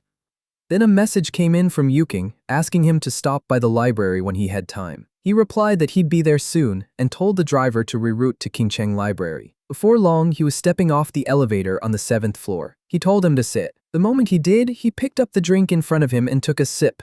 Awful. He told her to prepare something better next time and quietly marveled at just how much this woman loved her Sweetwater kettle. She asked if he didn't appreciate the tea brewed from water produced by his favorite god relic. He suggested a Coke instead. She told him she already knew the White Raven squad had reached out to him. He replied that they had invited him to join and he had turned them down. She said he'd made the right call. He asked why. She explained that crows were often seen as omens of disaster, birds that heralded death. White ravens, on the other hand, symbolized rebirth and mercy, carrying connotations of good fortune. The name held genuinely beautiful meaning. The reason they had chosen it, however, was grim. The death rate within White Raven operations was extraordinarily high. In over 60 years since its founding, only 3 members had ever safely lived to retirement. Jing agreed that was genuinely dangerous. He made a mental note to be extremely careful about any White Raven work going forward. Twin Life's resurrection effect only activated once within any given window. He then asked about the background of the agency itself. She explained that its full name was the Abnormal Disaster Emergency Management Special Agency. After the beginning of the new era, Xia had established the organization specifically to handle various abnormal disasters. It operated completely independently from the 5 major government agencies and was commonly referred to as the 6th agency. If Jing joined White Raven, even if he went on a rampage through Qingcheng or completely lost his mind and detonated a nuclear device, no one would have the legal authority to arrest him. That finally put into perspective just how terrifying the 6th agency's reach was. He asked whether the government wasn't worried about it going out of control. She said there was no need. The agency had 13 high-level officials and almost all of them resided in the Azure Court, which effectively meant the 6th agency was a sovereign entity unto itself. The full scope of its reach was only just starting to sink in for Jing. She then told him the main reason she had called him in was simply to give him that context about White Raven. Now that he understood their background, he was free to go. He asked if she had any missions for him. She said no. He asked if she planned to show him any god relics. No again. He asked if that was really all she had. She added that if he truly had nothing better to do, he was welcome to help sweep the library. He was on his feet and out the door before she finished the sentence. Then his communicator rang. It was his teacher. He had completely forgotten. He answered the call and said he would be there very soon in the South District. Kaiping's master sat on a crumbling staircase, expression dark and unreadable. A man with a rocker-style appearance reported that all the test subjects had been successfully transferred. The master muttered that he hadn't expected White Raven's instincts to be this sharp, that they would actually sniff out their location. He asked about Kaiping's situation. The rocker replied that following the master's instructions, Kaiping had taken number 9 to Qingcheng's affiliated location. They were expecting news soon. Only by using number 9 as bait to draw White Raven's attention could they safely continue transferring the sky-lodging insect mother. Otherwise, that thing was far too conspicuous and would be detected immediately. The rocker also noted that Kant's security company was offering zero assistance. They were completely on their own. The master sneered, saying large organizations were always like that. They wanted to enjoy the fruits of other people's labor without lifting a finger themselves. If things collapsed, they had nothing to lose, and because of that, it was only fair that they play the same game right back. His disciple warned that if this succeeded, Kant's security company might kill the donkey once it had crossed the milestone. The master replied calmly that he had already considered that. A backup plan had been in place for a long time. If anything happened to them, Kant's security company shouldn't expect to walk away clean either. Meanwhile, someone had slipped onto the school grounds. Through his eyes, the students were nothing but fresh meat. If he could capture them all and offer them to the insect mother, it would earn him tremendous merit. He noticed the girls cheering excitedly, all focused on one person. Following their line of sight, he spotted a boy running across the field and wondered if that was Jing. In his head, Jing looked like a perfectly ordinary teenager. He doubted someone like that could have actually taken down a test subject. But it didn't matter. Things were about to get much more interesting. For now, he kept up the act, just another janitor going about his day. A student glanced at his unusually built frame and quietly wondered if he was new. The girls erupted when Jing crossed the finish line first. Li Ji handed Jing a bottle of water and asked if he was seriously still not interested in girls. Jing said simply that he wasn't. Then he asked how many events were left for the day. Li Ji listed them off: the 400-meter race, the 2,000-meter run, and the relay. Jing asked about the relay. Li Ji explained that since it was also a running event, the teacher had gone ahead and signed Jing up for that one too. He quickly added that he personally wouldn't drag him down. And Jing felt it, something was wrong. He caught the smell of blood. He activated his aiming skill and saw it, the cockroach man inside the school feeding on humans. The creature moving through campus was like a tiger unleashed into a flock of sheep. Jing told Li Ji to call the police immediately and clearly report that a cockroach man had appeared on school grounds. Then he told him to run as far as he could, as fast as he could, and not look back. At the entrance of the teaching building, dismembered bodies were scattered across the floor. The cockroach man had detected fresh prey. A female student was pressed into a corner, trembling. It approached her slowly, unhurried. She could only brace herself and wait in despair. Then someone came crashing in. Jing. He slammed into the cockroach man and sent it skidding backward. The creature rolled once and was already back on its feet. Jing shouted for the student to get out. She thanked him over and over as she ran without once looking back. Jing decided to whittle it down first. He activated Twin Life and doubled his speed. He concentrated everything into a single point. He shattered its shell. Then he blasted it away, sending it crashing through layer after layer of walls. Someone stumbled out of a nearby room. A janitor. He begged to be saved, stammering that he had completely lost control of the situation. Jing recognized him immediately. Kaiping. He couldn't figure out what he was doing here. Kaiping said he was from Golden Wind Dojo and that he urgently needed to find his master to deliver a message. Then the cockroach man came back, and it ignored Jing entirely. Kaiping was frozen solid. Before he could make another sound, he was devoured. It happened in an instant. Jing realized that if not for Twin Life, that split second might have been the end for him too. His earlier killing move hadn't actually finished the thing off. After consuming Kaiping, the monster turned its attention back to Jing. He watched its wounds seal at a terrifying speed. It let out a roar and charged. The speed was overwhelming. Jing barely managed to dodge at the very last second. The creature spun around instantly. Even as he evaded, a tentacle still caught him with a glancing blow. Something was clearly different. Compared to the cockroach man at Ruiju Hotel, this one was bigger, denser, and considerably more dangerous. The barbs on its hands and feet had grown larger, and even the antennae on its head had become lethal weapons. Jing suspected its genes had been further refined since their last encounter. He could feel this was turning into a war of attrition. He grabbed a nearby fire extinguisher and hurled it. Monster sliced clean through the cylinder. Compressed gas exploded everywhere, blasting a cloud directly into its face and obscuring its vision. Jing seized the opening and moved. He snatched up a piece of rebar and drove it straight through the monster's skull. It let out an agonized hiss. And it spread its wings. Jing stared. It was still functional after that. Then it vanished. It began circling him at high speed, clearly trying to disorient him before striking from a blind angle. Jing hadn't expected this thing to be capable of actual tactical thinking. He closed his eyes and switched to visualization. Since predicting the attack angle with his eyes was impossible, he cut sight out of the equation entirely. Through visualization, he traced its movement path and found it. A familiar sensation surged through him. The same feeling he'd had the moment he comprehended Cloud's sealing tail. He activated a hidden dragon-style killing move, turning golden scales. Even as he did, he understood exactly how bad the situation was. With a disturbance this massive inside a school, White Raven would be on their way. It was only a matter of time.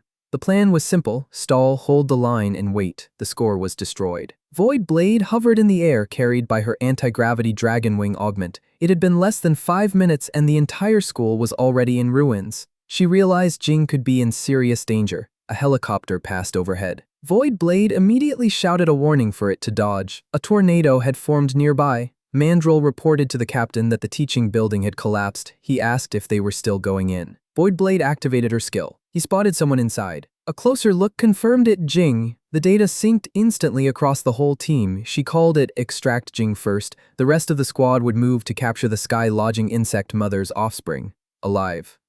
Mandrill noticed her pulling out an augment crafted from dragon bone and wondered why she had brought equipment that insane to a mission like this. She questioned whether the energy hurricane from earlier had been caused by the cockroach monster. She entered the building. She gently tapped Jing on the shoulder. He spun around and swung, but she shouted that it was her. He stopped, relief hit him like a wave, and right after that, every last bit of strength he had been holding onto just left him. He started to drop, but she caught him. She administered a fast-acting painkiller. He warned her not to let their guard down. The cockroach man was in a completely different league. She noticed the strange markings spreading across his neck. She told him not to worry, she hadn't come alone this time. She had brought the entire White Raven squad. They charged straight at the cockroach man. Mandrill felt genuine pride in the foundation Jing had laid for them going in. A woman with a lollipop snapped at him to stop talking and focus. The monster's thrust was incoming. The cockroach man attacked. Mandrill thanked her for the heads up as he lunged forward to meet it. Suddenly, the cockroach man coughed up blood.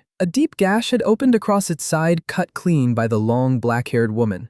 Void Blade called Mandrill an idiot and reminded him she had already told him to strike from the correct angle. She told him to watch carefully. Dozens of daggers rose into the air around her as she rushed the monster. Then she brought them all down in a relentless, torrential rain of blades. The cockroach man's body shattered like glass. She carved it into pieces. Jing watched and quietly muttered that they were actual professionals. He could see exactly how her blade found the weak points in every joint with surgical precision. A light cut in the right place was enough to make the entire cockroach monster fracture and collapse. That was when he truly understood she was operating on a completely different level than him. Despite having its limbs severed, the cockroach man was still alive. Void Blade ordered Chi Yu to control the bleeding. They couldn't let it die, they needed it alive to trace the sky-lodging insect mother's location. She then told Xiao Jing to handle the mission report and simultaneously submit a request to the higher-ups for a tracking device. Mandrill walked over to Jing and asked why he looked like he'd been through a blender. Jing replied that he was lucky they had arrived when they did. Mandrill said that was a given. The moment the captain received the call, they had immediately boarded a helicopter from the southern district. He added that the level of priority the captain had placed on Jing was something else entirely.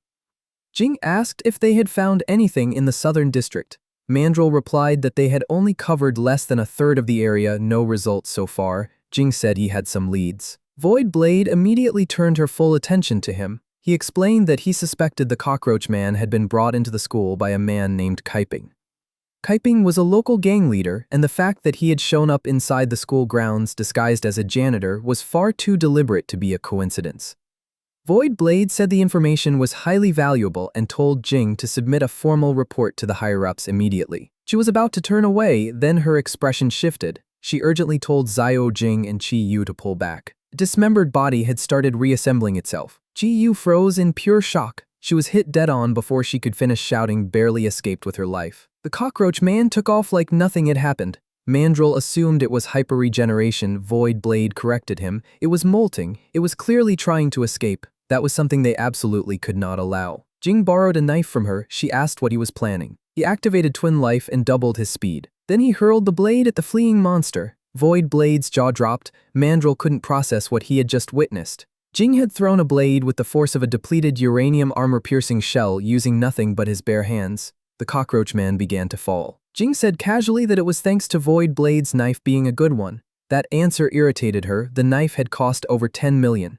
Meanwhile, Jing was quietly thinking about the fact that he had used Twin Life and still struggled that much against the cockroach monster. That was the moment he truly understood just how important proper weapons were. His arm had turned purple. He also realized that pulling off that throw had come at a serious cost. Void Blade told him to come back with them. They'd drop him at Hidden Dragon Dojo first. Everything else could wait.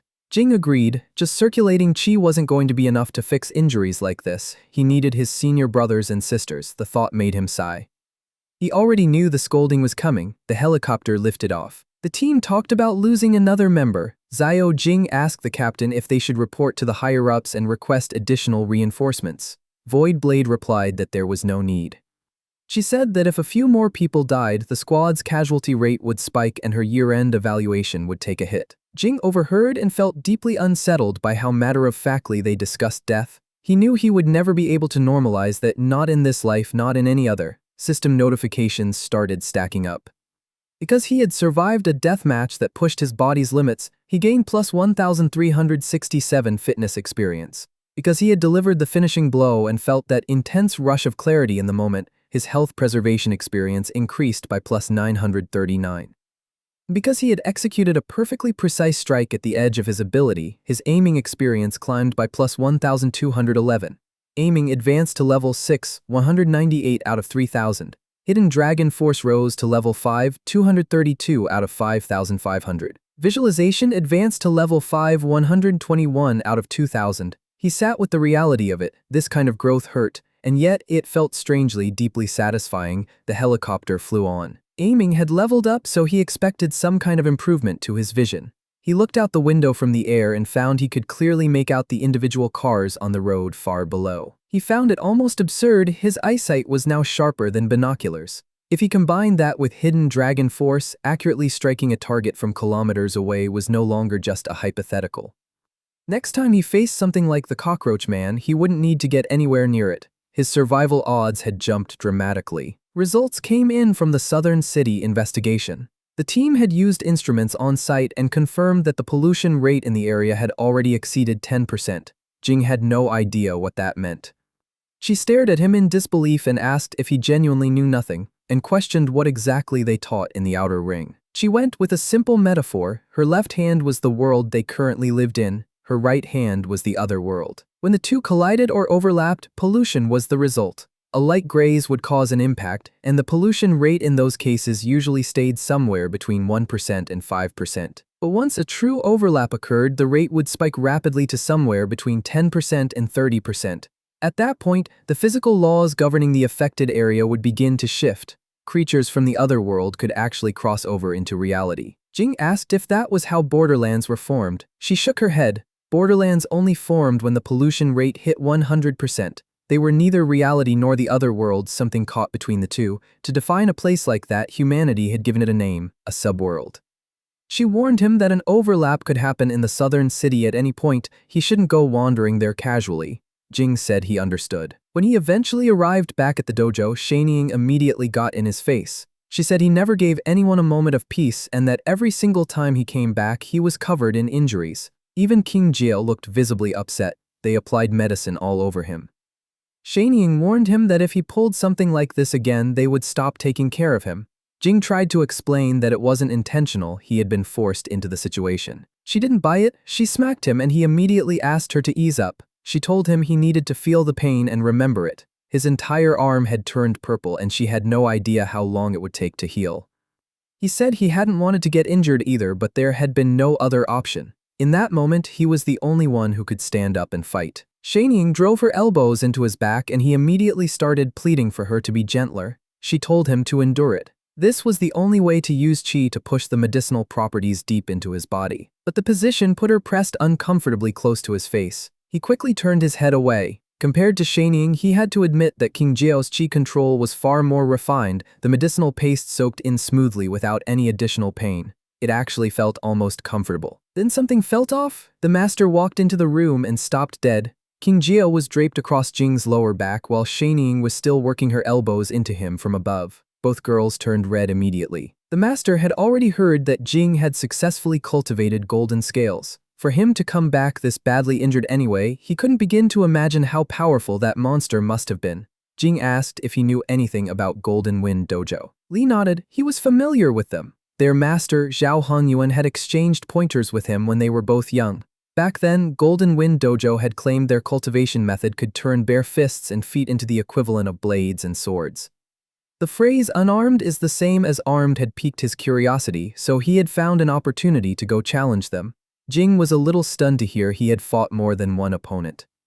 Li explained that when the disciples saw their master getting beaten, they naturally rushed in to help. Unfortunately, their internal power was lacking. They couldn't break through his golden scales skin and ended up getting knocked down one by one with single punches. That said, he acknowledged that the school had real substance behind it. If Jing ever faced one of their practitioners, even if the opponent appeared unarmed, he had to treat them as if they were holding a blade.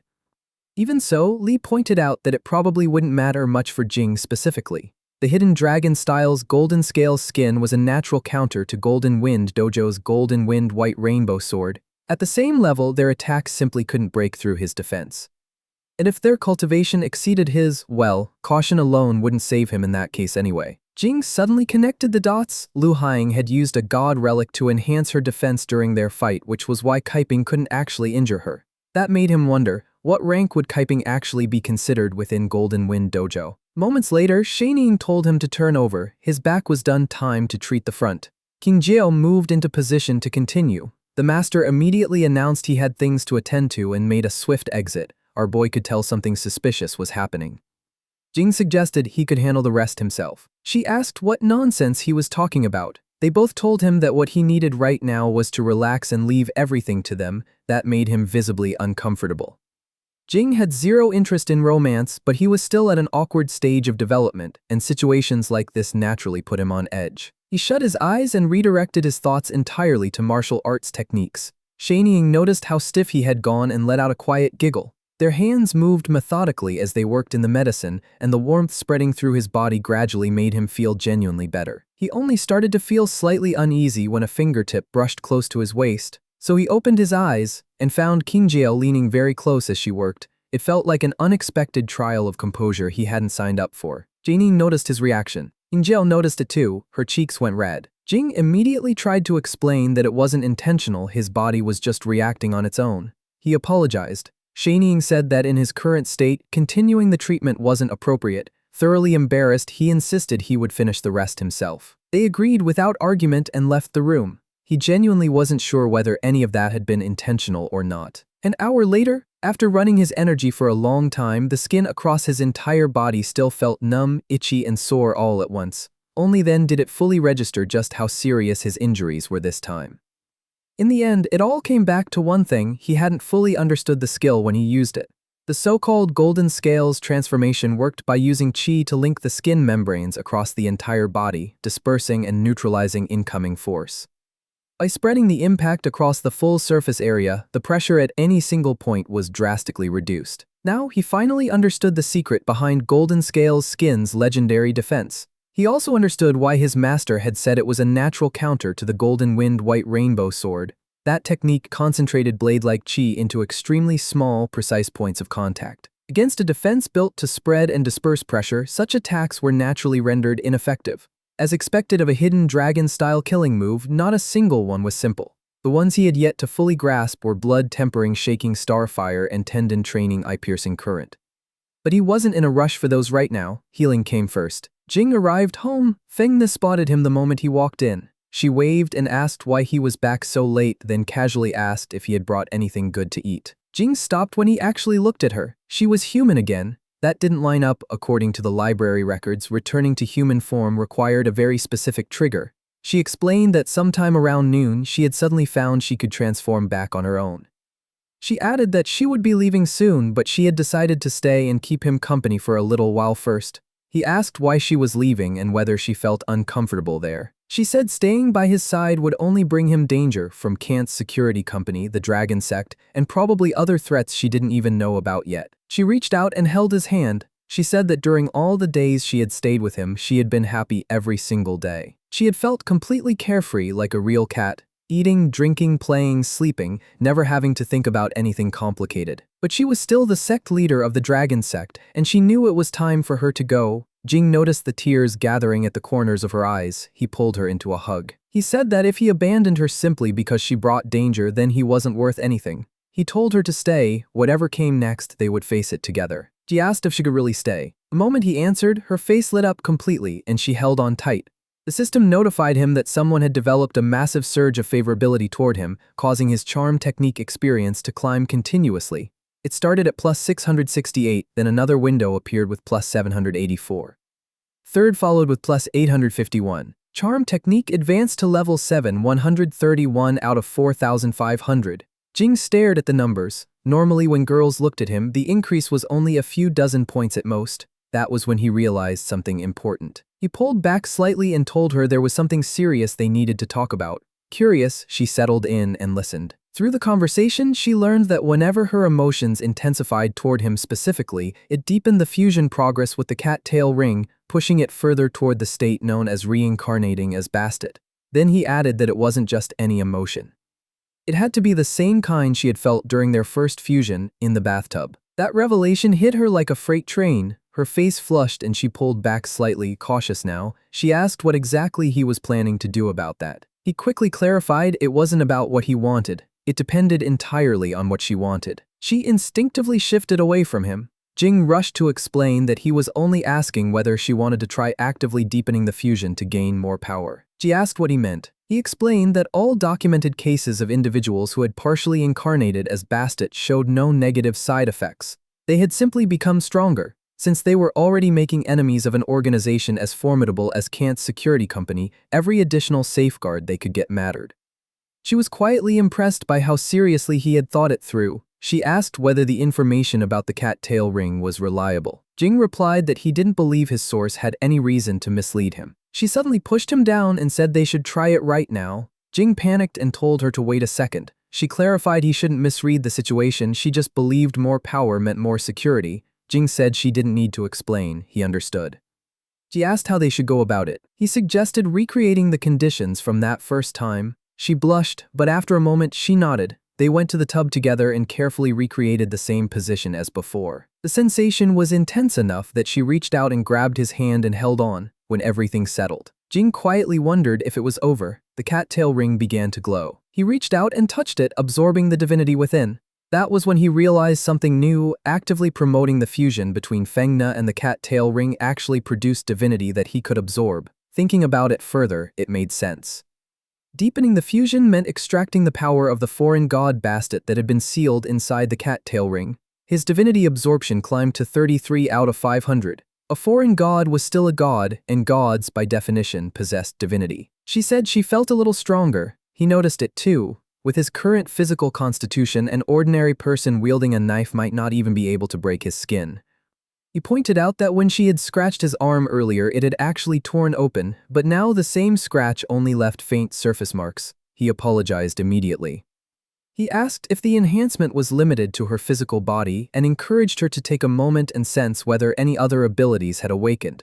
His divinity absorption had already climbed to 102 out of 500. He quietly hoped the rate would keep increasing. She raised her hand and revealed her claws. According to her, the ability was called Serpent Slaying Vanguard. The Wildcat War Goddess Bastet carried many titles, and one of them was Serpent Slayer.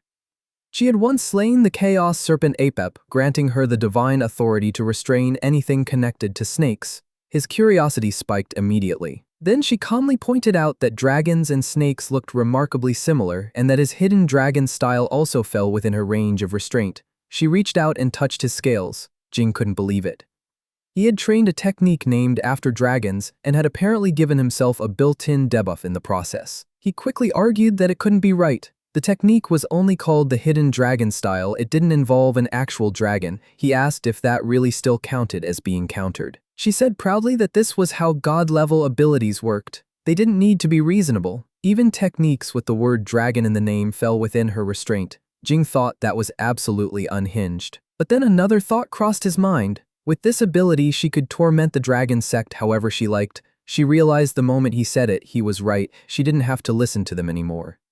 If they dared to come looking for her again, she would make sure they had a very memorable experience. A wide, wicked grin spread across her face. Jing pinched her cheeks and told her to calm down. Then he said future problems could wait for the future. After that, they turned in. She shifted back to her cat form and curled up quietly beside him. Jing had only promoted the cat-tail ring fusion once, and yet the amount of divine substance he had obtained was staggering.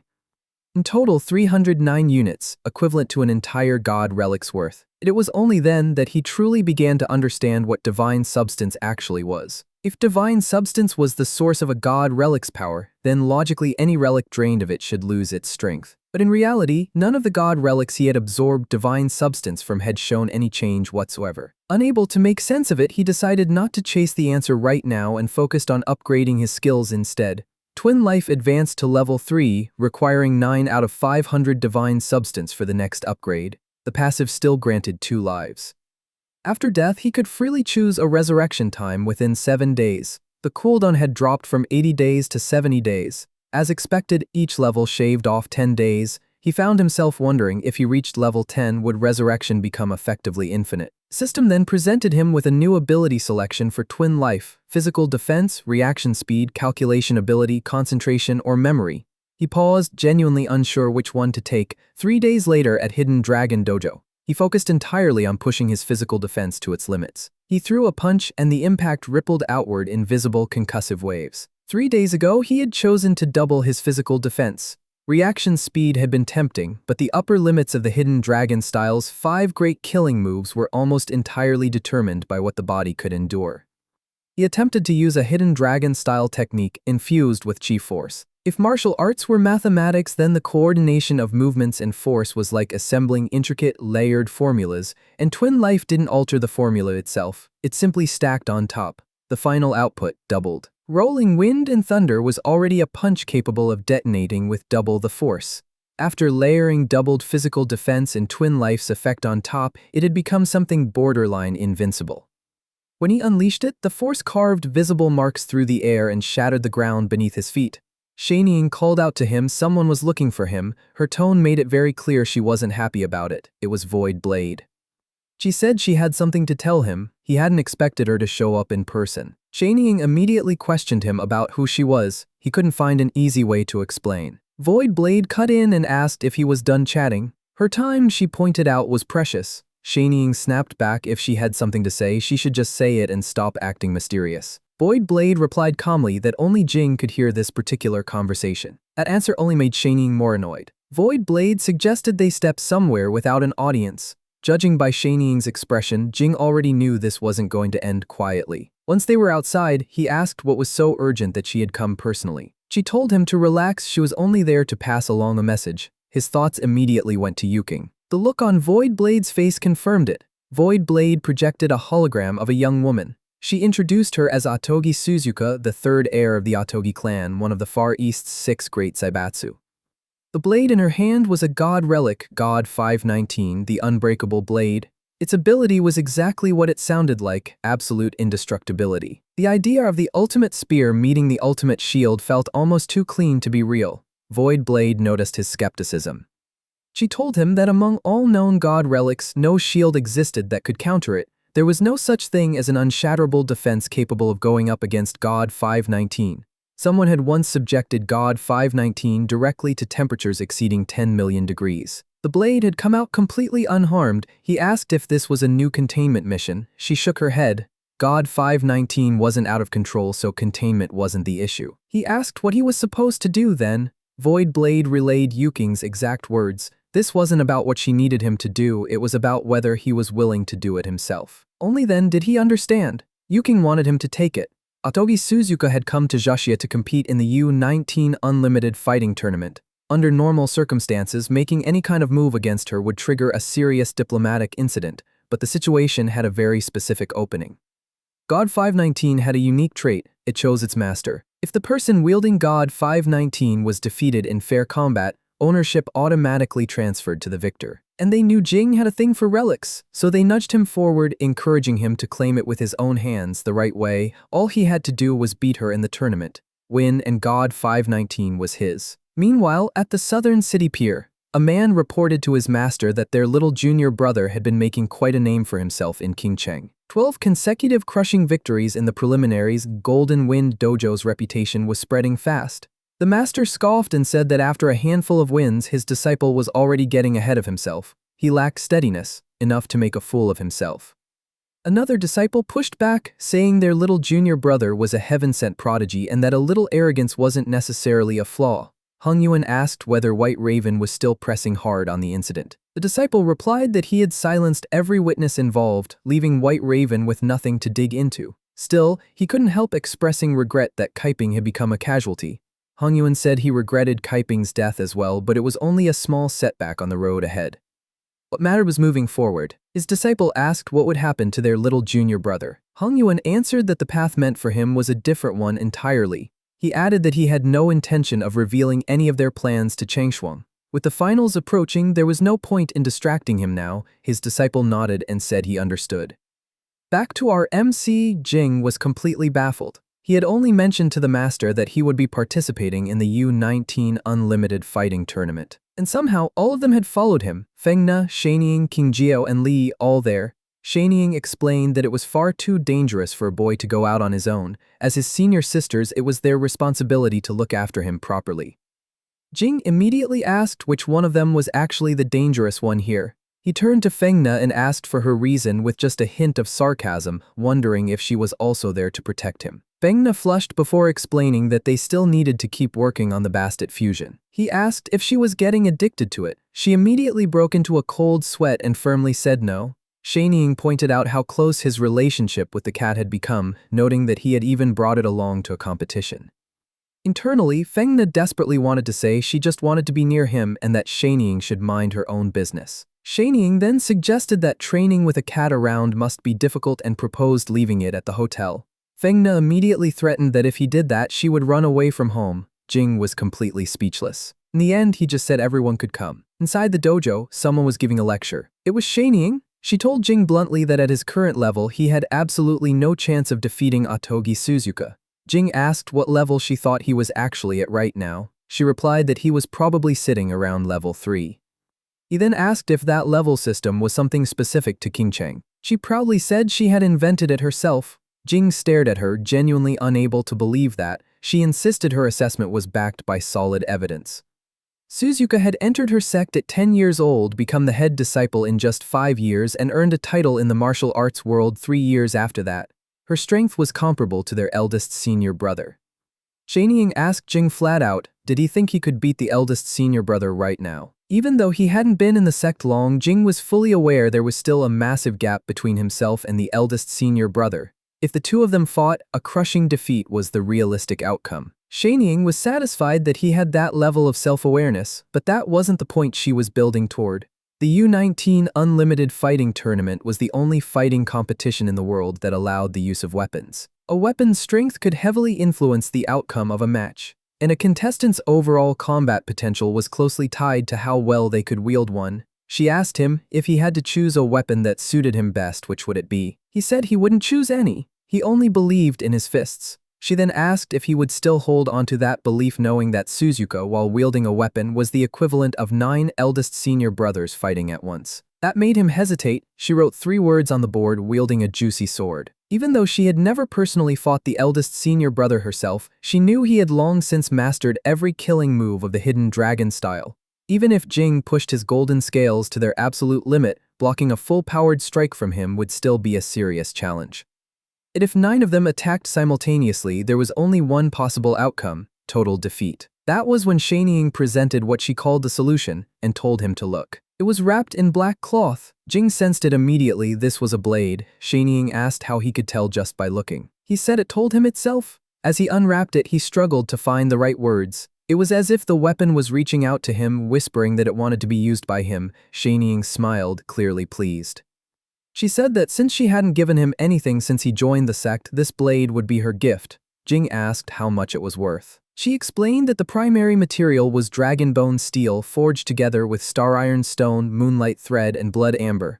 On top of that, the smith was Master Hadoxi, altogether approximately 20 million. She brushed it off as nothing too expensive. Jing knew the truth, it was worth his entire net worth combined. He accepted it anyway. Even with a weapon in hand, swinging it still felt unfamiliar and awkward. He found himself wishing it worked like a game where you could pick something up and instantly master it. Suddenly, he sensed danger. Something flew at him. Instinctively, he raised the blade and deflected it. It was the master. Jing immediately asked whether the hidden dragon style had any techniques specifically related to weapon use. Li explained that at the highest level, all martial arts converged. As he spoke, he poured the tea from his cup onto the ground. Anything executable with fists and feet could also be executed with a weapon.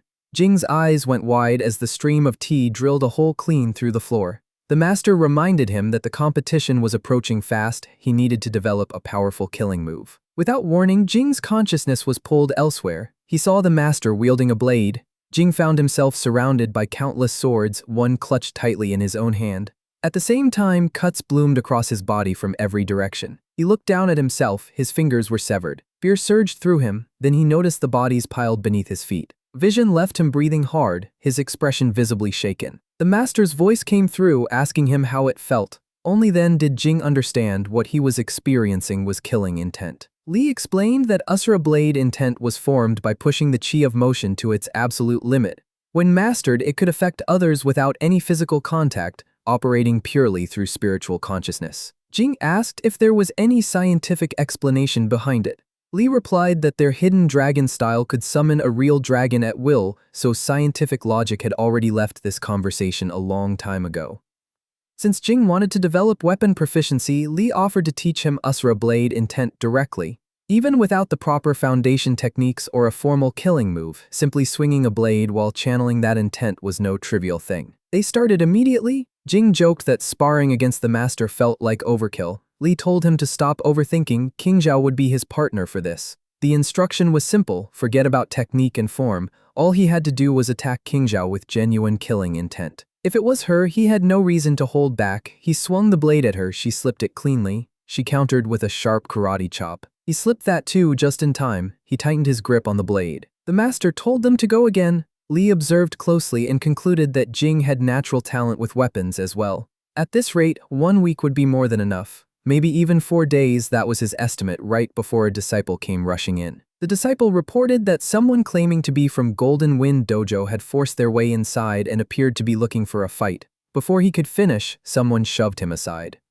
A direct disciple of Golden Wind Dojo stepped forward and issued a challenge to Jing, a fight to the death. Jing asked who he was. The man introduced himself as Li Changshuang, a direct disciple of Golden Wind Dojo. He declared that if he won, Jing would have to answer one question for him. Jing recalled seeing that name on the participant list Yuking had given him, and in that moment it clicked, this dojo was connected to the cockroach men. Li allowed Jing to exchange a few moves with him. He told Jing not to worry, this was still his master's territory. Jing told Changshuang that he accepted. Changshuang already suspected that Jing was the one who had taken down number 1 and number 9. He warned Changshuang internally that his opponent was strong and to be careful.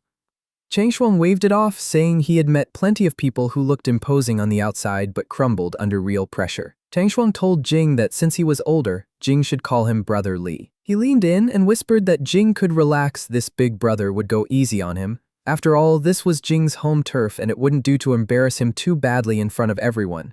Jing could only sigh. He told him he talked too much. He stabbed his blade into the ground and vanished. Changshuang froze in confusion. Jing reappeared behind him, already moving to strike, but Changshuang reacted as if he had seen it coming. He shaped his hand into a blade. Jing clenched his fist. In punch, their strikes collided head-on. Changshuang was forced backward. His eyes lit up. This kid was not simple at all. Jing acknowledged it internally. The Golden Wind White Rainbow sword was every bit as dangerous as advertised. His fist was bleeding. It was a strange feeling. This was his first real fight against an actual trained martial artist. Every previous opponent had been a cyborg or a cockroach monster. He was genuinely glad to finally have a proper fight. Changshuang charged forward. He swung his blade-like arms at Jing. Jing blocked with his reinforced forearm. The strike barely scratched his dragon scales. Changshuang stared, visibly shaken when he saw the golden scales skin. Jing was only 17. He demanded to know how Jing had already cultivated that. Jing answered by punching him in the face and telling him to shut up. While Changshuang was airborne, Jing unleashed a relentless flurry of follow-up strikes. Li looked genuinely impressed. Jining stood there quietly stunned by how much Jing had grown. Jing found himself wondering, did cultivating the Golden Wind White Rainbow sword also physically reinforce the body? Because anyone else would have collapsed after 2 or 3 hits like that. Changshuang had taken dozens and was barely budging, built like he was made of reinforced steel. The man's endurance was genuinely absurd. Then Jing spotted an opening. He activated Twin Life. Just as he was about to land the finishing blow, someone shouted for them to stop. Jing flinched, but he pulled back immediately. Hung Yuan stepped forward and said it was only a match, there was no need to kill. Changshuang was already injured enough, and that's where we wrap things up for today. If you want the weekly chapter updates for this series, those are going up on my second channel, Manhwa Updater. So if you don't want to be left hanging wondering what happens next, go check it out and join the update gang. Thanks for watching, stay cool, stay awesome, and I'll catch you in the next one.